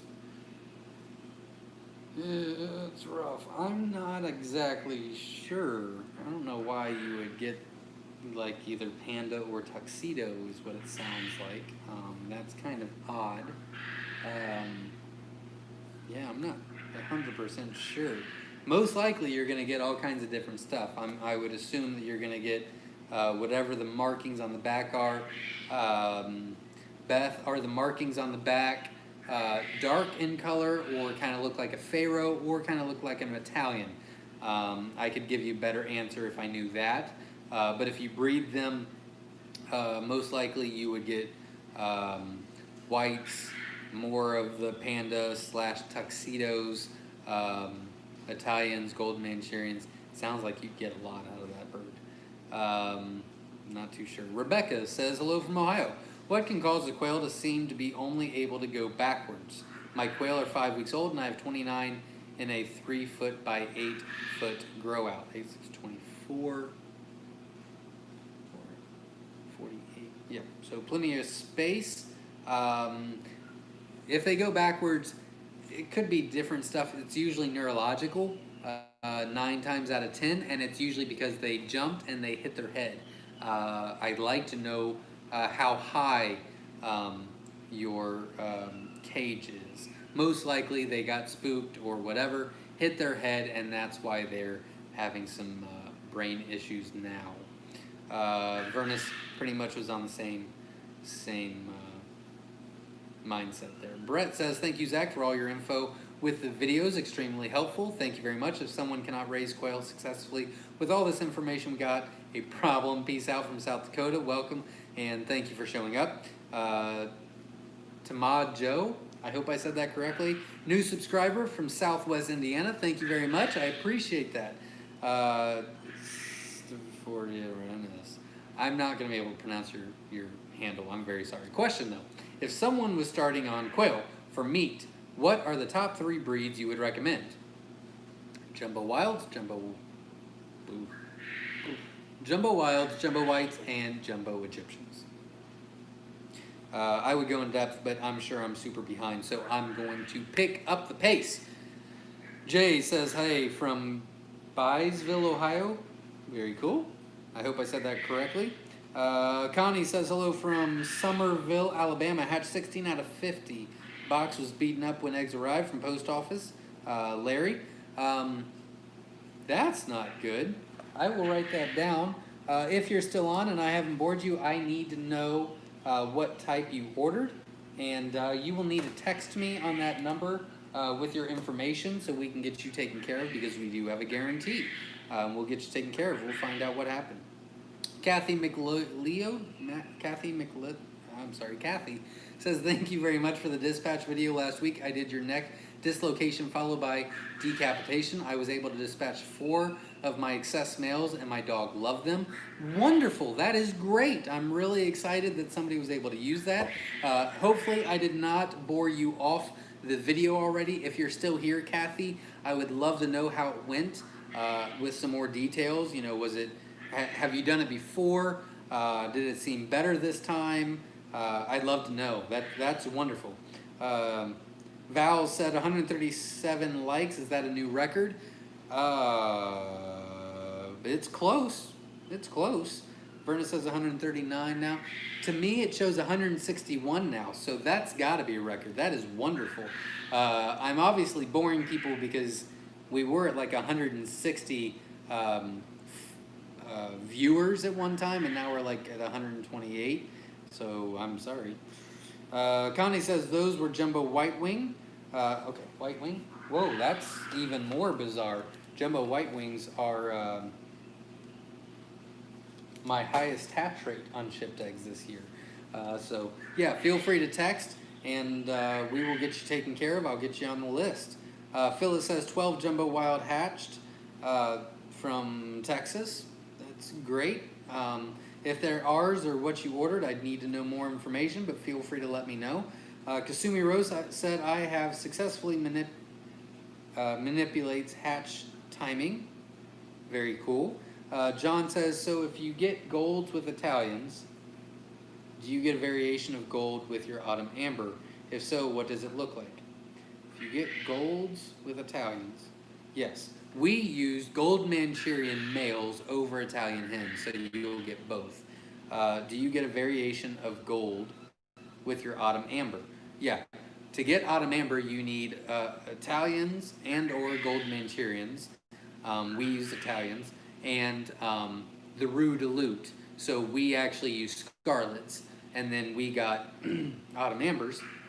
So autumn ambers can throw a couple of scarlets or some Rue, maybe even Egyptian, because we've used that in the past for new blood.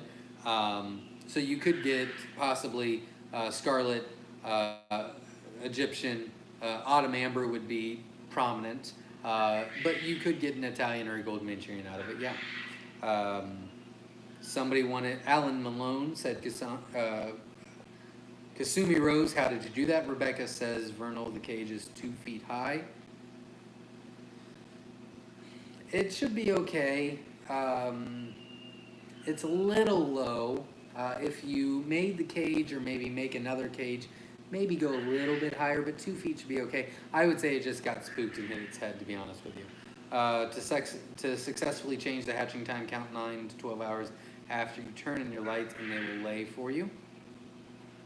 To successfully change the hatch timing, count 9 to 12 hours after you turn in your lights and they will lay for you. Okay. Hello again from Western North Carolina. Very honest and helpful info. Thank you. Wonderful. Thank you very much. Again, I don't mean to bore you. Obviously, I am boring people because I keep losing people. I apologize. I will get through all the questions, I promise. Plus, we're getting pretty late. But if you have not subscribed to the channel, I only needed 31 subscribers to hit 11,000, which is super cool and a huge accomplishment for us at Myshire Farm. So I'd really appreciate if you do that. If you find this information useful, beneficial, whatever, please hit the like button. If you find this boring, stupid, and nonsense, please hit the thumbs down button. And I would love to know your information or your feedback to get better or know what you like or dislike. Clay says, howdy from Florida. Thanatosa, Florida. Well, welcome, Florida. Alan Malone says, thank you. Kasami Rose, absolutely. Verna says, the inside of your cage should never be over 12 inches. Usually rule of thumb is 10 inches high.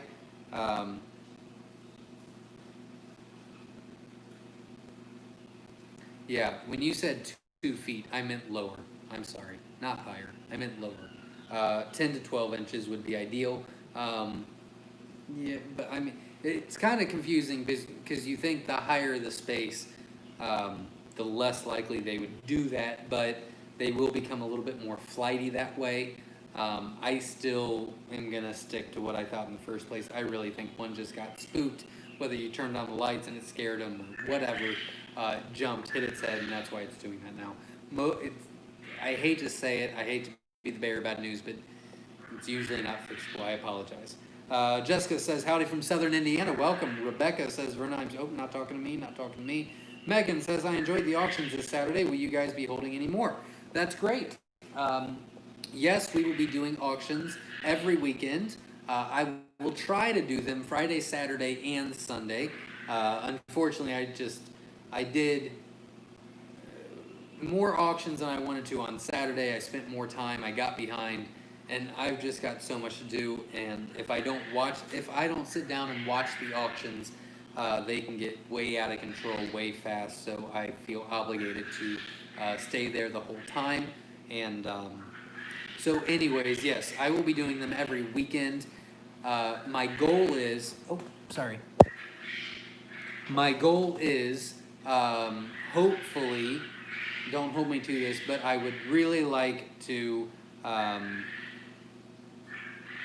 post a schedule maybe on Tuesdays or Wednesdays on what I'm going to be doing.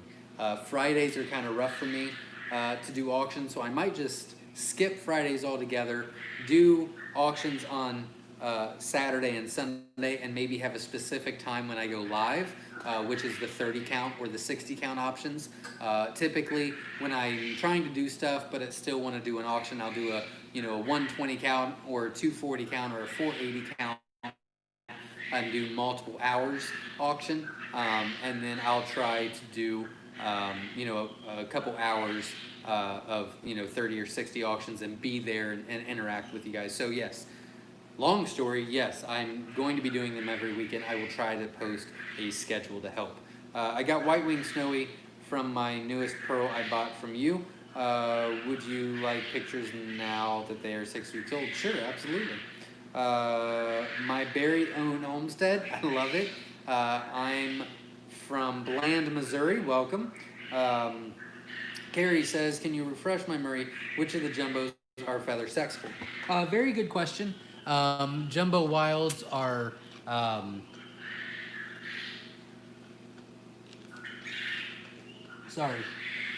Jumbo wilds are feather sexable. Jumbo Egyptians are feather sexable.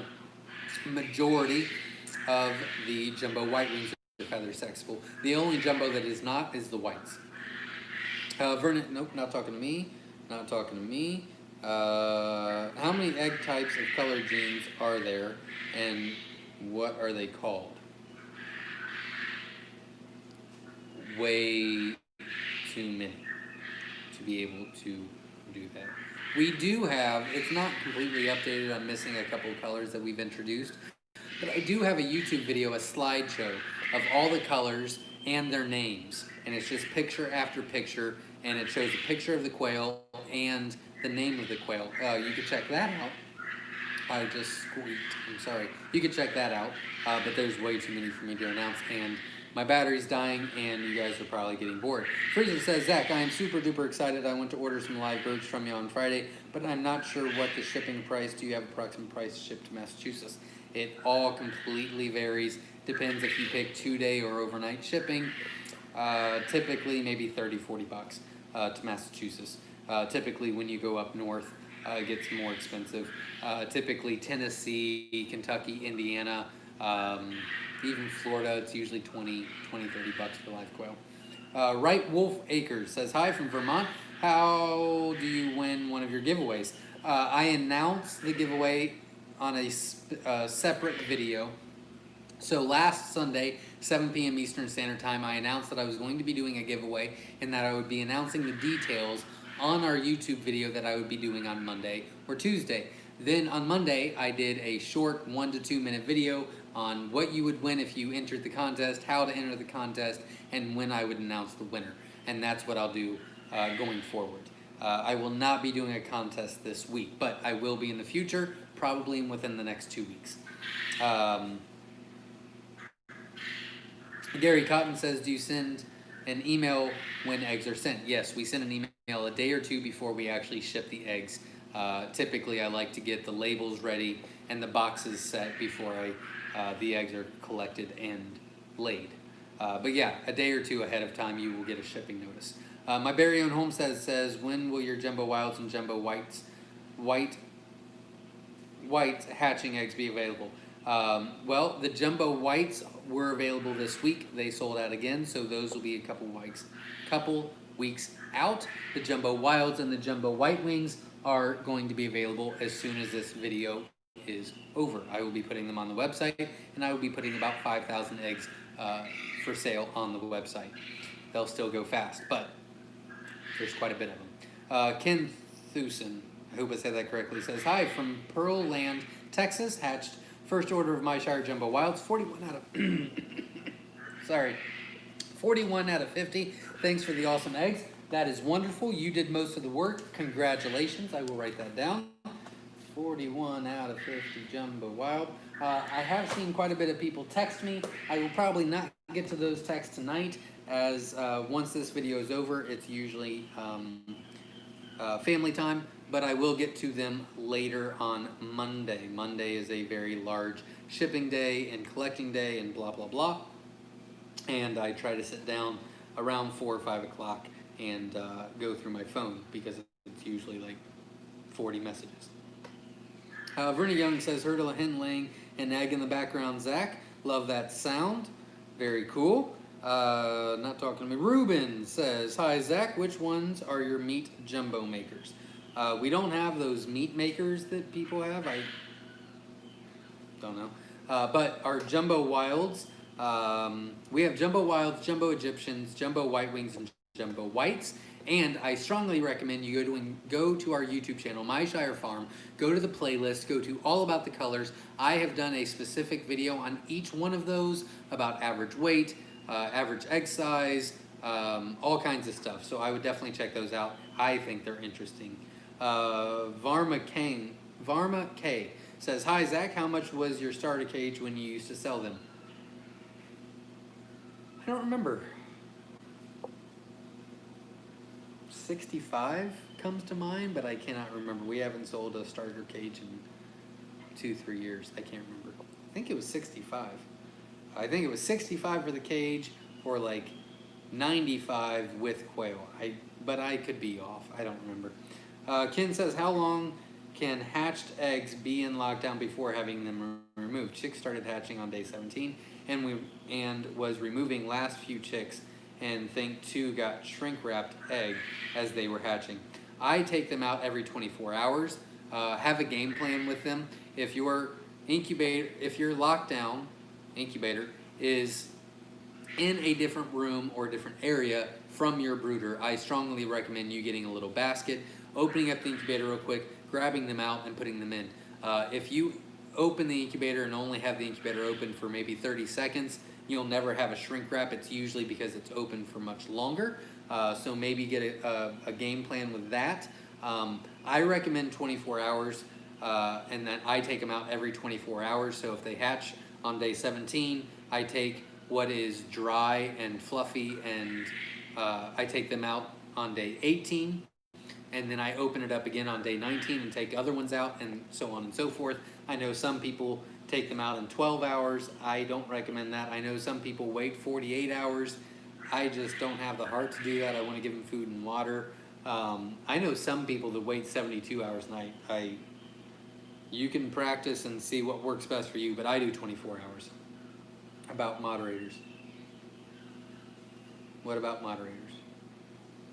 Must have missed something, I'm sorry. Garrison Bay Siberians, like the name. My husband brought home 4 rescues to me. One has scissor beak. Is this genetic or lack of nutrition? Usually I would say 6 times out of 10 scissor beak's genetic. And not fixable. I wouldn't come back week after week if it wasn't interesting. Thank you very much, Phyllis. Appreciate it. Junie says, should I go back to the vids and have watched and clicked the like button? I didn't think some of the older ones mattered, but if you want, then I can gladly go back and do that. No, not at all. It's not a big deal. Just hit the like button now. I'm not too picky on it. yeah, completely fine. But I would really, really appreciate if you hit that subscribe button, because I only need, that's right, you all know it because I've said it a million times tonight, I only need 31 subscribers to hit 11,000, which is super cool. Southern Lady says, I have 14 hens and 1 large pen awaiting the new males I ordered from y'all. Wonderful. Should I also do 14 to 3 males as well? 12. 4 times 3 is 12. 5 times 3 is 15. Yeah, you could do 3 males. That's not a problem. 3 males to 14 would be fine. Verna says, yes, Southern. LJ Thomas says, I like Whiteboard. Great, too. Thank you very much. I'm not here for perfectly edited video here because you have a lot of information that's useful. Thank you very much. You would be who I would be speaking with. I get a lot of, you would be surprised how many people text or email me and be like, well, if you would just have more interesting videos with pictures and edits. And I'm like, I'm sure that would be cool, but I am a quail farmer that's trying to give you information, not a YouTuber trying to make money. So I get it. LJ Thomas is in Connecticut, by the way. Awesome, welcome. Clay Johnson says 45 out of 50 hatch from the regular color assortment now. What colors of quail might I have? They're all across the spectrum. They are. When you get a variety choice from us, you get a variety choice. Congratulations on the hatch. That is absolutely wonderful. Great hatch rate. Wonderful. We've kind of had them all over the spectrum. We've had some really bad hatch rates. One sounded like due to shipping. Another one kind of sounded like an incubator issue. I'll look into those. But then we've had, 41 out of 50, 45 out of 50, 42 out of 50, 32 out of 50. Then we had that 16 out of 50 jumbo white wing, which is just nuts. It's the lowest we've ever had on white wings. But I think they did say that the box was pretty beat up, so we'll look into that. Make sure you text me. Phyllis says, I think my incubator is going bad. I would definitely calibrate. Here's the thing. If someone messages me and has a bad hatch rate, I'm happy to, if we can find the problem and fix the issue, I have no problem reshipping you. No problem at all. I just don't want the same result, What is it? It's the definition of insanity is doing the same thing over and over. Sorry, my phone's at 10% now. The definition of insanity is doing the thing over and over and expecting a different result. So, I like to calibrate the temperature. I like to calibrate the humidity. Let's look at different factors. And if we can figure it out, great. If we can't figure it out, let's assume that it was a shipping issue. Let's try again. But at least let's try to problem solve. So, maybe calibrate. Oh, Phyllis, I think you're one that had a bad hatch rate. So, yeah, calibrate for me. Let me know the results. We'll try to figure it out together, and then we'll just reship you and try again. Our breeding program still in the future plans, really looking forward to them. They are, I will get to them. Unfortunately, the next couple of weeks are absolutely going to be 100% insane. I've got to put up a huge fence. We are going to be moving our emus in there. So I've got to move those. I've got to get that fence in this week and next. I'm having some pressure water issues. I've got to look into that. I've got to move a bunch of quail around. I'm hatching out a ton recently. I've got about 600 layers that I'm going to be adding and replacing this week. And then I've got about 800 jumbos in the brooders that need to be moved to the grow-out cages. And then I've got 1,800 jumbos hatching. So I've just got a lot of stuff I've got to get done. Plus next week, Wednesday, Thursday, Friday, me and my family are going on a trip, a log cabin getaway, which I thought is really needed. I'll probably do a video there just to say hello and have fun with it, but it won't be very informative.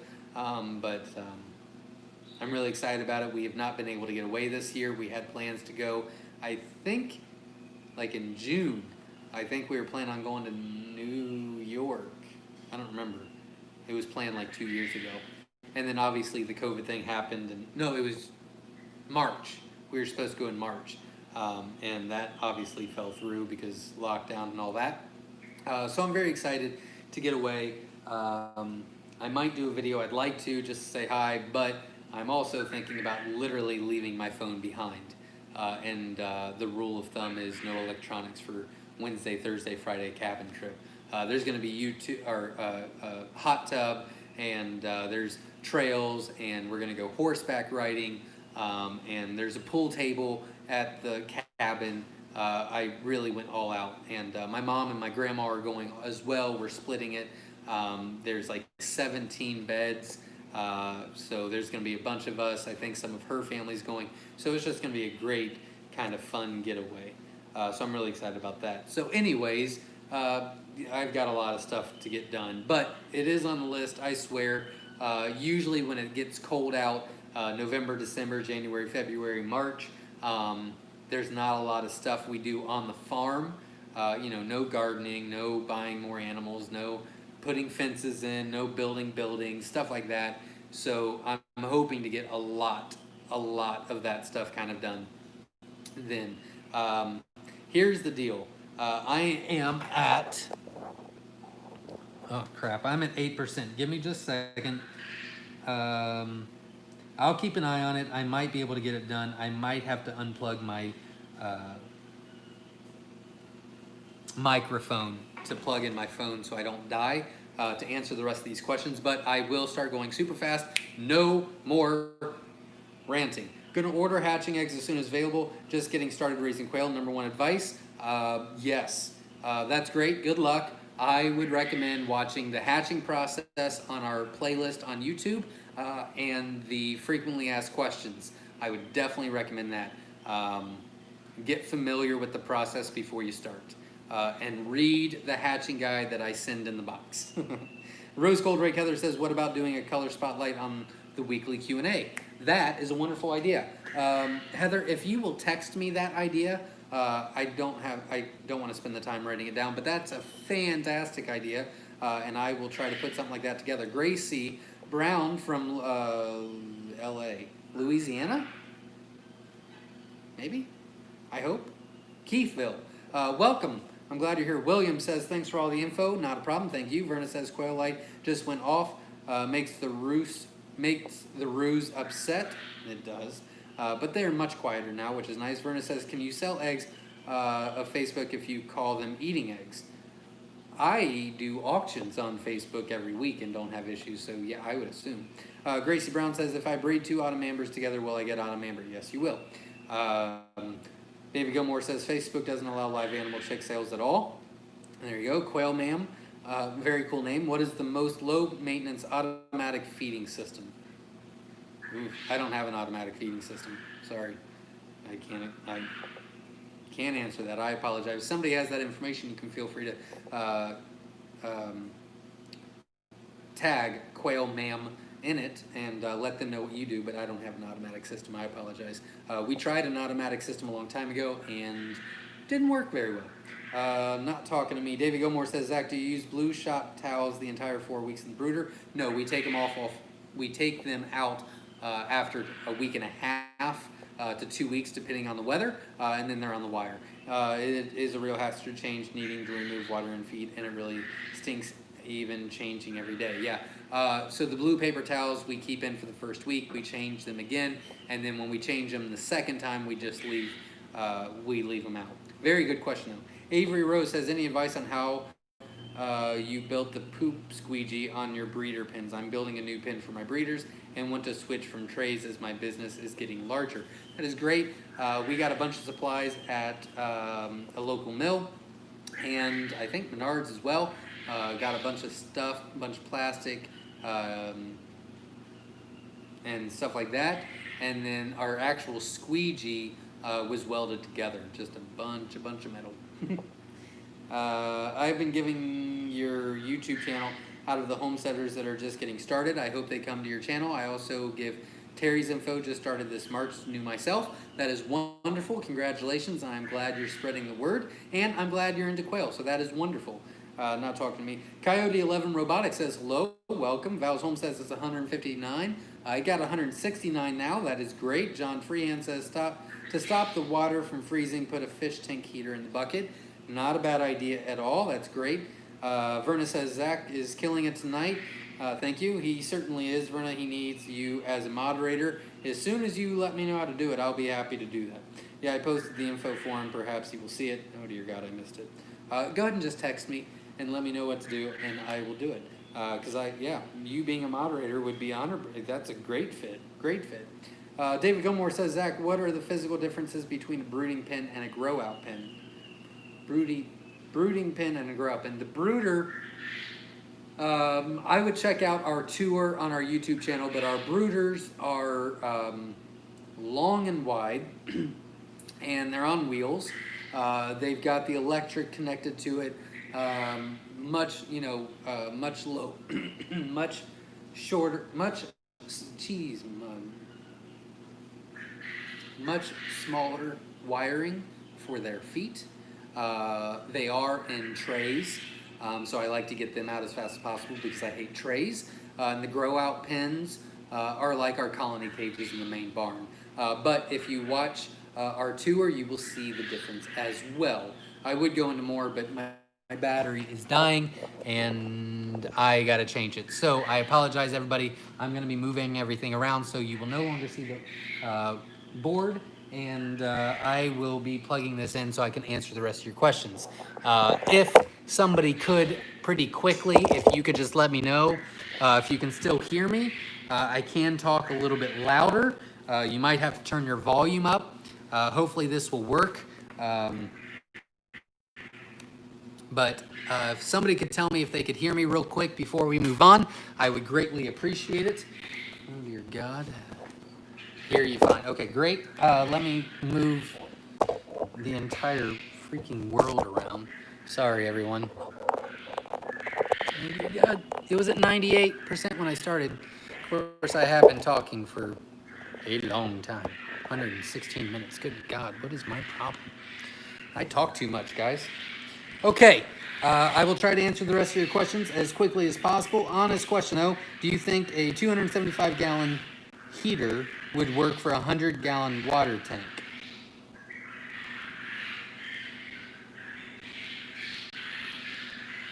And think that's a lot.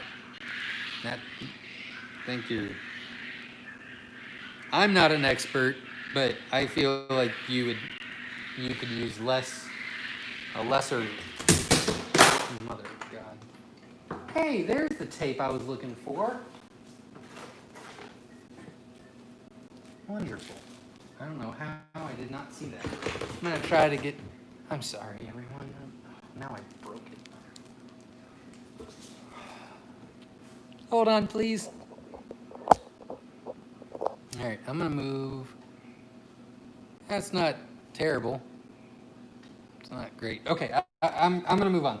I'm not an expert at that. I apologize. I don't feel comfortable saying that. Coyote 11 Robotics says, hello from Colorado. I was just wondering what future plans are for this channel, plus any good tips for people interested in owning quail. Any good tips for people interested in owning quail?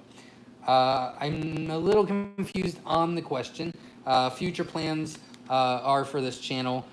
Very good question. My plan is, starting in January, we are going to have a system and a schedule for videos coming out. We'll be doing a lot of fun stuff on it. I will be introducing new animals on the YouTube channel, such as how to take care of emus, how to take care of kuni pigs, how to take care of our donkeys or geese or peacocks or whatever, to make it more of a homestead kind of feel. We're going to be doing videos on how we garden, how we water stuff, all kinds of stuff. So that is coming.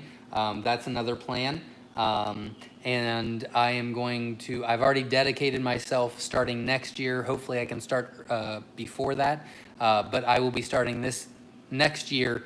I will be commenting on everybody that comments on any of the videos and try to be more accessible. I just got to come up with a plan to do that. So those are the plans for that. Any good tips for people interested in owning quail? If you could maybe reword that for me to, I don't know if you're talking about like what are the benefits of owning quail or how you can sell your eggs. I'm not exactly sure, but if you can clarify that for me, I would be happy to talk about it. Shazam, you make, oh, hold on, please. Remove. Oh, that's not the right button. Yes, that's the right button. Okay, I got it. Ksumiro says, I watched your video last week and needed to call 7 males afterwards. I'm really glad you covered it. It went very smoothly. Thank you. I've never done it that way before. That's great. I'm really happy that it helped. I would love to maybe move back a little because I feel like I'm like in your face.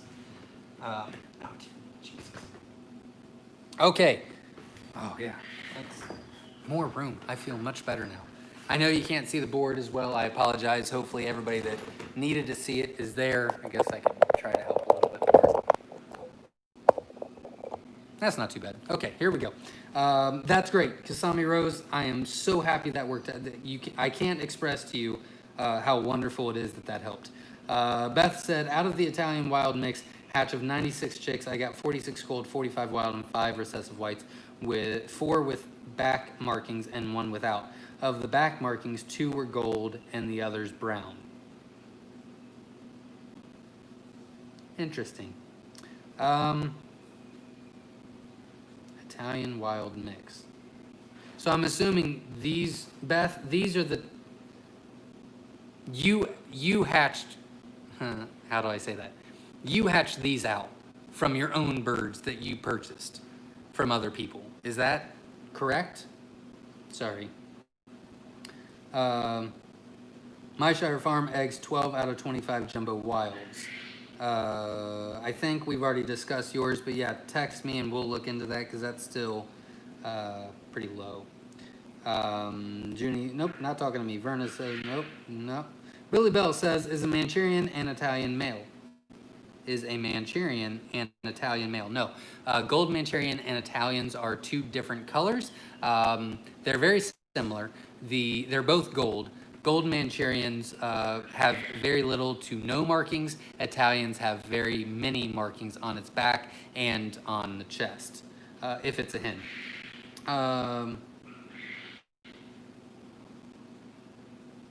How do I have all these trolls? But then Phyllis Wells says how to sex Rosettas, and it like stopped it and was like, do you really want to read this? And I'm like, what? Then we've got all these stupid people commenting dumb stuff. Anyways, Phyllis Wells says how to sex Rosettas. They have to be vent sexed between 6 and 8 weeks. My Very Own Homestead says where are the auctions at? They are on our they are on Facebook. They are on a auction page that I created on Facebook. I believe is called Myshire Farm Quail Egg Auction, I think. I'm pretty sure if you like type in on Facebook groups and say Myshire Farm Auction, it should show up. Sorry. Hopefully I got rid of, I'm not good at that. Verna is the computer expert.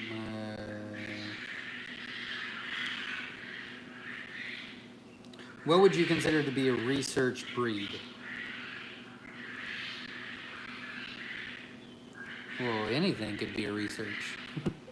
It really depends on what... If you're not doing something on purpose, on paper, and have a plan to do so, then it's not research. If you have multiple colors in the same cage, it's not research. It's just a mixed pen that you'll get fun stuff out of. Hopefully that answered the question. I'm just going to make sure that I am charging. Give me just a second here. Yeah, but not great. Okay, I'm going to try to go a little bit faster. Thank you all for hanging in there with me. Ray says, hi. My name is Ray, and my quail stopped laying eggs, and all the feeders are coming out as normal. I would need a little bit more information. I'm sorry, Ray. Sorry, I was unclear. I meant color of egg genes. What color of egg are there, and can you make a video on that? As far as I know, there's only 2 colors. There's celadons and there's normal. Every egg is a little different, and every egg is a little unique, which is very cool. Interesting. But as far, I mean, the only two colors you can get, I mean, you can get all kinds of different colors and shapes, but it's mainly just, you know, the hen and, you know, what they had to eat and things like that. Calcium affects it a lot, things like that. But it's mainly just the common normal eggs or celadon eggs, as far as I know, is the only two colors of eggs. Lily Bailey says, when will you do an all about the colors video about German pastel? What is the German pastel color gene? Very good question. You know what? I will commit to doing a German pastel all about the color video this week. I will commit to that. I will post it this week for you. New Caro says, also, can egg hatch rate of eggs not being turned be increased to create an egg that doesn't need turning? No. That is not a thing. Gracie Brown said, you should do a tour of your quail barn. We have a couple different tours on our YouTube channel already, and it goes through the outside of it. It comes through the shipping area, the main barn, the brooder system, or the brooder room. It goes through it all, so you should check that out. I think some of them are really good. Avery Rose says, please do a tour of the pens and barn. Love seeing updates on the barn. Just kind of answer that. Six Directions Farm says, love all the breeds I have hatched from you this year, except for jumbo white wings. Only 3 had white wing. Anything I can do to improve? White wing to white wing, and it should improve tremendously, extremely quickly. Carrie says, I subscribe my hubby too. Thank you very much, Carrie. I appreciate it. Mike Percival, I hope I said that correctly. Leave the phone home, take the camera, family first and always. Yeah, I think that's what we're going to do. I'd like to just take, I don't know. I guess we could just take the camera. I'd like to take videos and stuff, but we've got a camera. It'd be nice to not take phones. I think that's just, I'm going to make the rule for the whole family, at least for my, you know, my kids and me. I'm not going to tell Jenna what to do. That's stupid and pointless. But I think I am going to make it the rule for me and the kids at least, and offer that idea to everybody. And I think it would be great to just spend 3 days with family, no interruptions, no, none of that. There is TV there.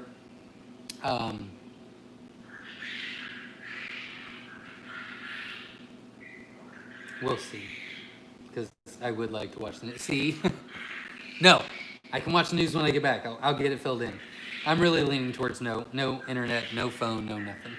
Leave the phone at home and enjoy family time. There you go. You say you are not comfortable on screen and having people see you, but you are doing a great job. Very personal and relatable, and your info is great. Thank you very much. I appreciate it. I do what I can.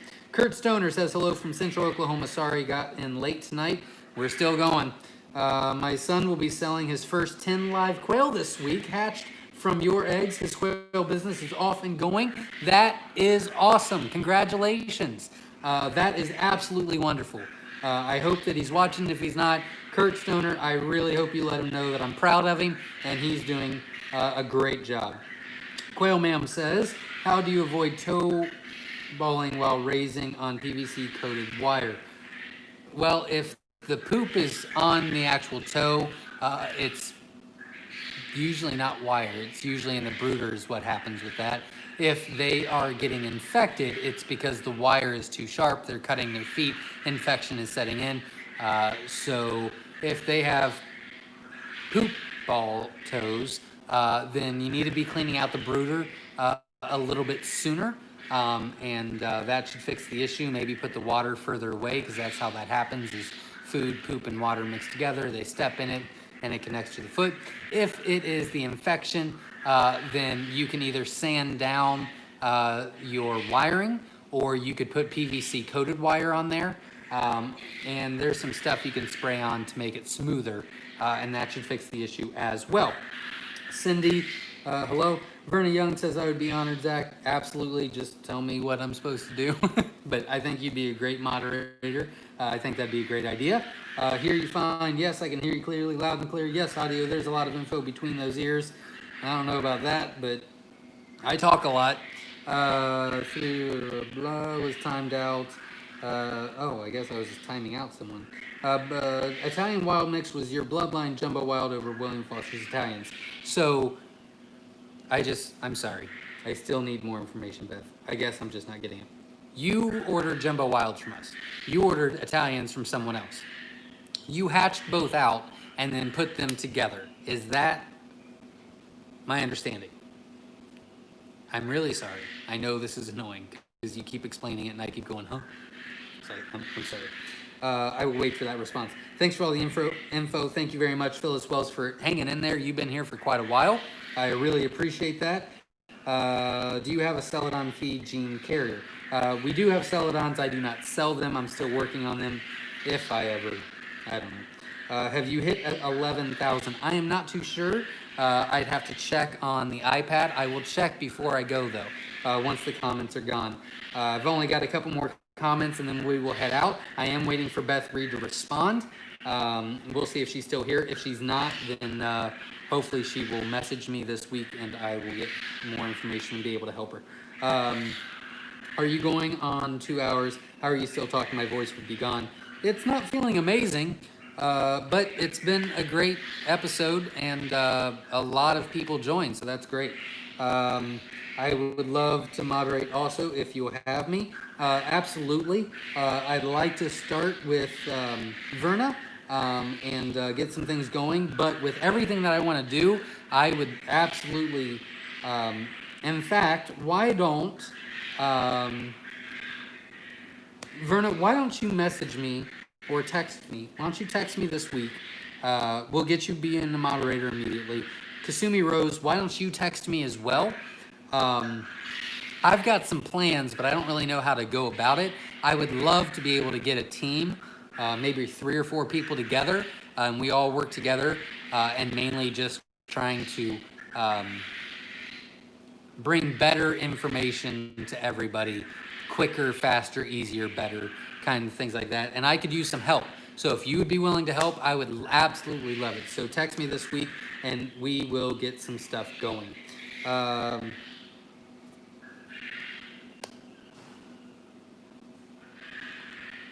would love. You have been able to produce. Have you been able to produce any solid black quail?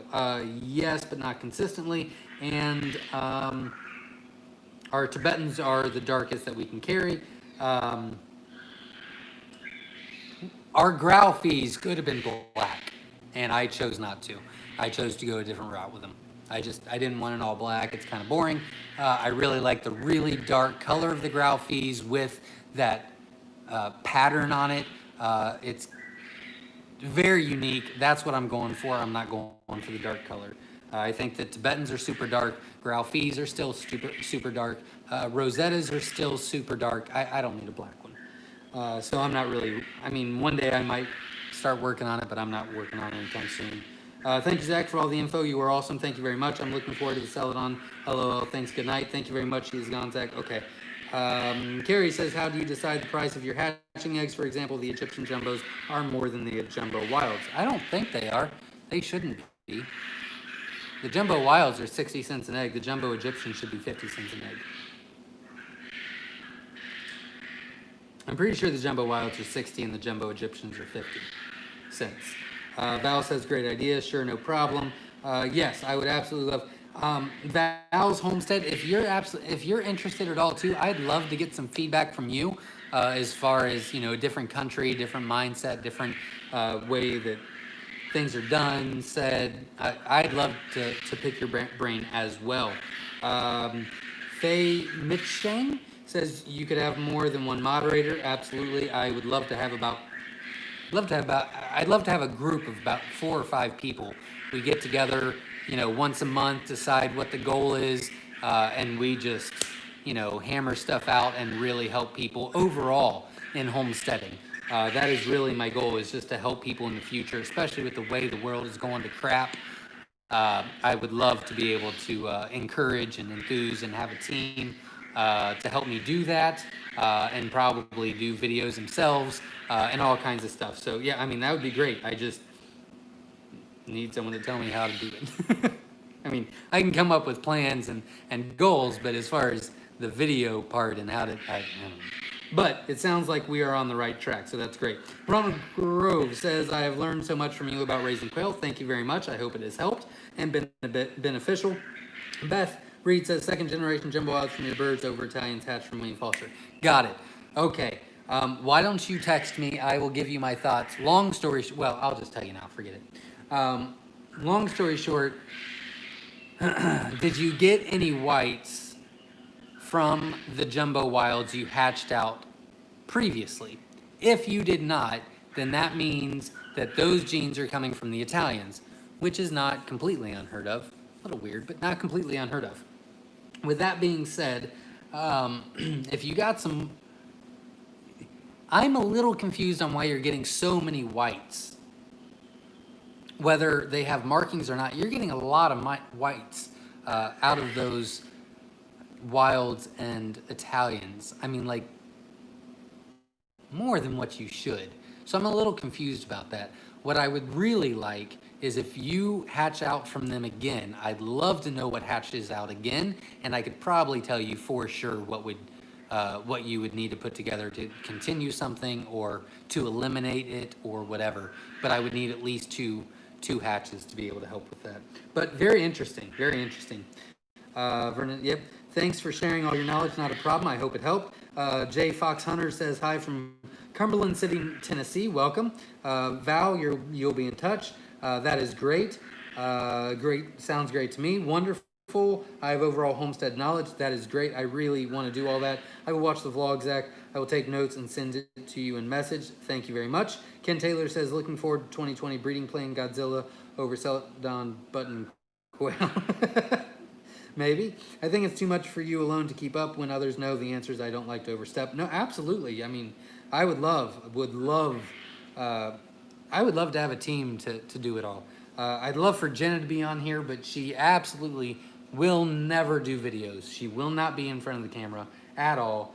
And we're just so freaking busy all the freaking time. I could do a whole crap ton better, but honestly, I really am proud of myself for being consistent with the live videos. I've missed maybe one or two this year. I think that's that's great for me. Absolutely great. I've brought more videos out this year than I ever have, but just being consistent and being available on Sundays at a specific time and willing to stay as long as it takes, I'm moving in the right direction. But I mean, if I can get help, and better idea. I mean, it's great to have a team. Usually we sit down once a week and come up with a plan. But if I could, if we could sit down once a week, once every 2 weeks, probably bi-weekly would be great. We come up with, people need to know this, this, and this. People would be interested in this, this, and this. Let's put this together. I think that would be fantastic.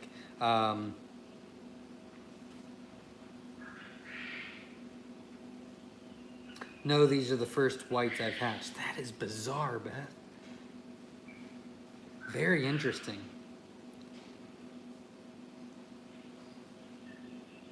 It's really interesting. If you do anything with them, I would love for you to keep me posted on that, whether on here or my cell phone. I'd love to know as much information as you can give me about that, because that's baffling to me. Carrie says, can anyone tell me where I can get some button quail hatching eggs from quality source? I know no one that sells button quail. But if somebody does, please feel free to let them know.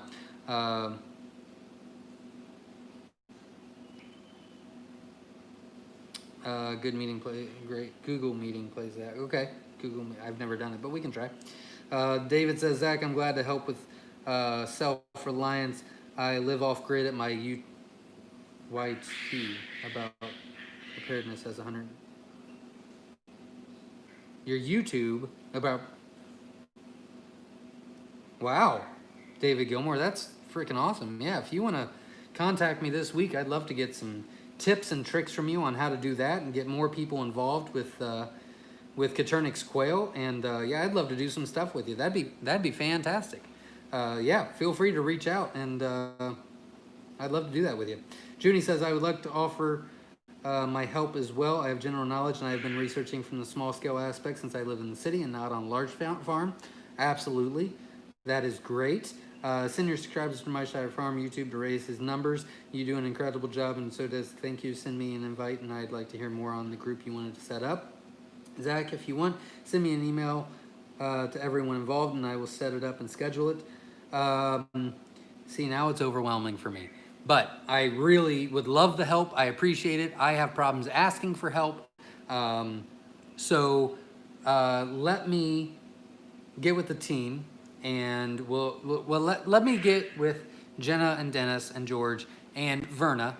I'd like to get with you this week and get your input. Maybe I'll put you on speaker or something, and we can have that conversation. Let's get a plan together, and I would love to maybe even, you know, untangle it and have everybody in charge of one thing or two things, or, you know, their specialty. And we could even start a new YouTube, and it just be about, you know, community homesteading all over the world, and we just all post on stuff. I'd love that. I would love that.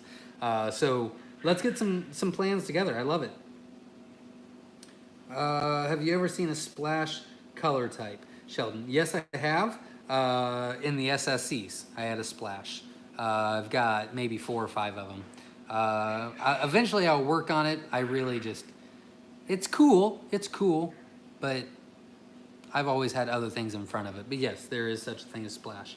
Okay, all right, everybody, thank you very much. I'm going to actually exit out of the comments and see if we hit the subscribers. So give me just a second. If you're interested in that, I will let you know. No, we did not. We went up, not as much as I would have loved, but we went up. We'll hit it. We'll hit it this week, especially if I do the German pastel collection video. I'm sure we'll hit it. That's okay. We did have a few new subscribers. It might not have even updated yet. My iPad's been really messing up. I leave it in the barn, and I think that dust and stuff is getting into it, so I got to take better care of my stuff. So anyways, yeah, it shows that I'm at 10,977. We were at 10,969, so we went up 8, but it might not have just updated yet. So anyways, that is all the questions, I believe. No, I do something metal casting would be super cool. My Tux lay speckled eggs, pretty cool. Ours is from our silvers also, very cool. Metal casting, very interested. Yeah, I really think that as a community, we should support each other and help each other and learn from each other. I would absolutely 100% love to, and we'll come up with something, you know, make a separate YouTube channel and make it, you know, community homestead or something of that nature, and we can all chip in. I'd love to do something like that. I gotta get my channel under control first. But I mean, if we have a 3-month time frame and we have bi-weekly meetings or something, I think we can get it all done. So let me get with the team and Verna this week, and then next Sunday at 7 p.m. we will announce if you're interested in joining or participating. We'll give you the info on how to join or what to do to join, and we'll all get together within the next couple weeks and come up with a great time. Thank you very much. Thank you everyone for that great information. Do you ship to South California? Yes, we do. Not a problem. Great job, Zach. Keep it up. Thank you very much. Yes, he does. I'll get my hubs to subscribe. Thanks. Bedtime for me. Good night, everyone. Absolutely. I'm so sorry it took so long. Include recipes for quail. Absolutely. Some of my quail are missing back feathers. The head feathers are fine. They're about 6 weeks old. This is a breeding issue. Or are they just picking out blood feathers? No, it is a breeding issue. They're overbreeding them. I would check your male to female ratio first. Well done. Love the chat. I think we should all let you get some sleep. Busy week ahead. Absolutely. Good job. Thank you. Let's get some eggs available. Oh, yeah, I got it. Oh, I'm glad you said that because I was going to turn everything off and go home. Yeah, so I am going to get off here, put the Jumbo Wilds and the Jumbo White Wings on the website, and go profusely apologize to my wife for coming in so late. But I hope you enjoyed. I hope you learned something. I hope you had fun. Thank you for staying up with me. Thank you for participating. I really appreciate you guys. Thank you so much. And don't worry, we'll get to the 11,000 subscribers in no time. And we'll just keep going. There's a lot of things we can improve on. So thank you very much. And we will see you next Sunday, 7 p.m. Eastern Standard Time. And I will do the German pastel video this week. Thank you very much, and we will see you next week. Have a great night, and stay safe.